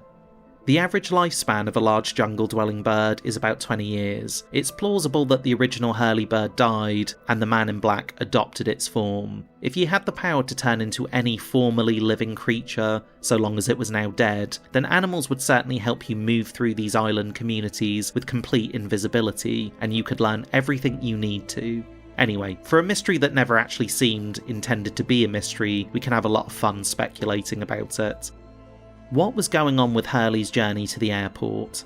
Hurley's mad dash to the airport works on several levels at once. On the surface, yes, it feels like fate is throwing obstacles in his way. Every delay, every mishap, every ridiculous setback, and by the time Hurley finally makes it to the gate, he fails to notice another cursed number. Oceanic 815 is departing from gate 23. Perhaps the point of making him so exhausted and harried by all of the delays is simply so that he wouldn't be in the right frame of mind to pick up on all of these bad omens. And we know the island is behind these events because it has left its signature everywhere. Why did the smoke monster try to take Locke? We don't quite know what the Man in Black's plan was here. Was he simply trying to create chaos, forcing the candidates to panic and use the dynamite in the hopes of blowing themselves up? We know that he is keen to kill them off and cannot do it directly, so instead engineers circumstances through which they might kill each other or themselves. Or is he genuinely trying to annex Locke from everyone else to get the man alone? I always assumed that had Jack not caught Locke in his grip, then Locke would have been brought down into the old Egyptian tunnels. Remember, they are in the dark territory here, not far from the temple boundary wall. And I imagine as Locke reorients himself in the dark, he would most likely encounter an apparition of the Man in Black in a dead person's form. Someone whom Locke would start to receive instructions from, and that might officially begin the Man in Black's long con, something that now won't be ignited until the cabin sequence in Season 3. Who set the black smoke fire, and why? There are several possibilities here, and I'd like to go through them one by one, starting with the theory that has come to prominence over the years. The idea goes that the real Henry Gale crashed on the island in his balloon around this time, and that he was the one who actually set up the black smoke, intending it to act as a signal fire. After all, he wrote on that $20 bill that he intended to hike to a beach to make such a fire. Jennifer. Well, you were right. Crossing the Pacific isn't easy. I owe you a beer. I'm hiking to one of the beaches to start a signal fire. But if you're reading this, I guess I didn't make it. Then, after building it, perhaps Henry was confronted by the others, interrogated, and finally killed. This is an interesting way to view the smoke because it connects together different storylines from different seasons in a really clever way. However, this theory doesn't actually make any sense for several reasons. The first being that this is a very elaborate signal fire to build. Are we to believe that Henry Gale found and carried that huge black volcanic rock and constructed the brassiere for it to sit on by himself? That rock was not indigenous to the beach, it would have been carried there from far inland, and then for no apparent reason he erased his footprints around it. Then, even more inexplicably, he returned to the balloon site to get killed and buried. Henry Gale would have no reason to leave that beach after building the fire. For argument's sake, let's say that he did manage to haul that big rock to the beach and set up that fire. And let's suppose that the others spotted it and went to the beach to see what was up. They find Henry there and order him to take them back to the balloon site to prove his story. Ben sees that it's a Widmore-funded balloon and orders Henry's execution. Okay, but then why would they erase all the tracks around the signal fire? And then, more importantly, why would they leave the signal fire burning? The other problem I have with this theory is the timing. On the same day that the others plan to kidnap Walt, Rousseau overhears the whispers in the jungle warning that they are coming for the boy, which prompts her to go to the beach camp to warn our losties. And it just so happens that Henry lights the fire a few hours later, which just so happens to mirror the exact same pillar of smoke effect that Rousseau claims to have seen the day that Alex was kidnapped. That's a hell of a lot of coincidences lined up in a row, even for Lost. On the surface it's a cool tie-in with Henry Gale, but upon closer inspection it doesn't really hold together, and I don't believe that was what the writers intended. In fact, it's vastly overthinking the whole scenario. The second culprit whom people often suspect of setting the fire is Rousseau herself. Charlie seems to believe that anyway, that Rousseau had planned to steal Aaron all along and that she set the fire to con the Losties into the idea that the others were coming for them, whilst at the same time using the fire to signal to the others that she wants to parley. It makes Rousseau more devious and less opportunistic. However, the problem still remains. Why would there be no footprints? So the third, and frankly most likely scenario, is the one that the show actually puts forward, that the fire was set by the others. The smoke functions like misdirection in a magic trick, a visible threat designed to make the beach camp panic, scatter, and focus their defences inland. We can read it as a classic psychological manipulation by Ben. We know that who they really want is Walt. It's important to remember that at the point the fire is lit, the raft has not yet launched. We know that the others are fully aware of its existence since they are calmly waiting out at sea, ready to intercept the raft crew in order to snatch the boy, and Ben knows that without the right bearing the raft will simply go around in circles within the bubble. I think Ben didn't want to risk an incursion on the beach camp due to the sheer numbers of survivors occupying it, who were now armed with guns and had proven they were willing to kill to protect themselves. He learned from the mistakes they made with the tail section survivors on the other side of the island. So the way I see it is that the pillar of black smoke was a way to force the raft to launch early, with the specific intention of isolating Walt from the main camp, thereby making it easier to kidnap the boy without risking any major casualties on either side. And in the process, the smoke provides a distraction to the characters on the beach to make them run around like headless chickens in fear of what it means for them, allowing the others an opportunity to divide and conquer. I honestly think it's that simple, guys, and it fits with the kind of misdirection strategy that we know Ben often uses to get what he wants. Why did the others take Walt? In the Missing Pieces mobisode, Room 23, Ben claims that it is Jacob who wanted them to take Walt. This is your responsibility. You are the one who wanted him here. Jacob wanted him here. He's important. He's special. Now, if we are to take Ben at his word here, and I personally do, that means Jacob wanted to lob a grenade into the oceanic beach camp like this, because by taking Walt, it set off a chain reaction of events and choices that led to outcomes Jacob required. Taking Walt sets Michael on a path to the others, which will in turn set Ben on a path to the oceanic survivors. Michael will kill to get his son back. Ben will plant doubt in Locke about the button, leading to the Swan's destruction, and the butterfly effect will spread from there. It's about causality, and we know at this point in the story, Jacob is fully aware of what needs to happen in his long game against defeating the Man in Black. Walt does have a permanent future on the island, it's just not yet. So, now that we've covered all of the questions from Season 1, let's return to the very first one asked. What is the island? Well, at the most literal level, the island is a unique place on Earth where an extremely powerful pocket of electromagnetic energy exists. This energy warps space and time around itself. It can separate consciousness from the physical body, heal wounds and illnesses, and imbue certain individuals with extraordinary abilities that are reflective of these various powers. This energy is also cataclysmically dangerous if mishandled. The drilling incident at the Swan site by the Dharma Initiative demonstrates how the island's power could potentially destroy the entire world.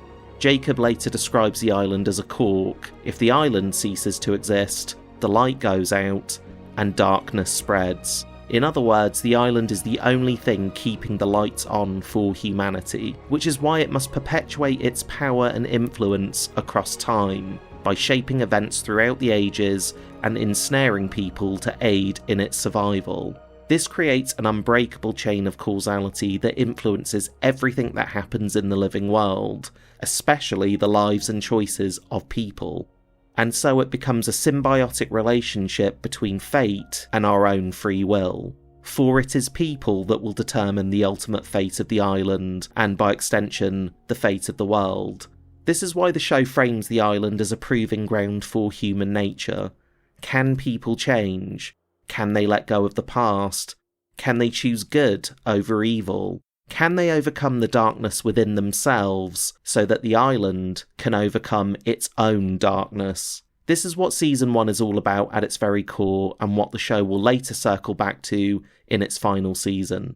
The next season will go on to explore the nature of the island and this energy beneath it in a lot more detail, and we shall go through that mystery by mystery with a Season 2 explained video. And there you have it, that's all the questions raised from Season 1 answered. I hope that what this video demonstrates is how Lost did answer many of its mysteries, sometimes directly, other times indirectly, but always inclusive of context clues. When we look back at Season 1, there really aren't very many questions that were left open-ended. Some of the solutions do require us to use our imaginations and debate the more ambiguous points, but the point of this channel and these videos is to help both the fans and the critics to see and appreciate just how rich the text of the series really was, and to help provide a counter-narrative to the many myths and misconceptions out there about Lost. So please share this video far and wide with both believers and non-believers alike.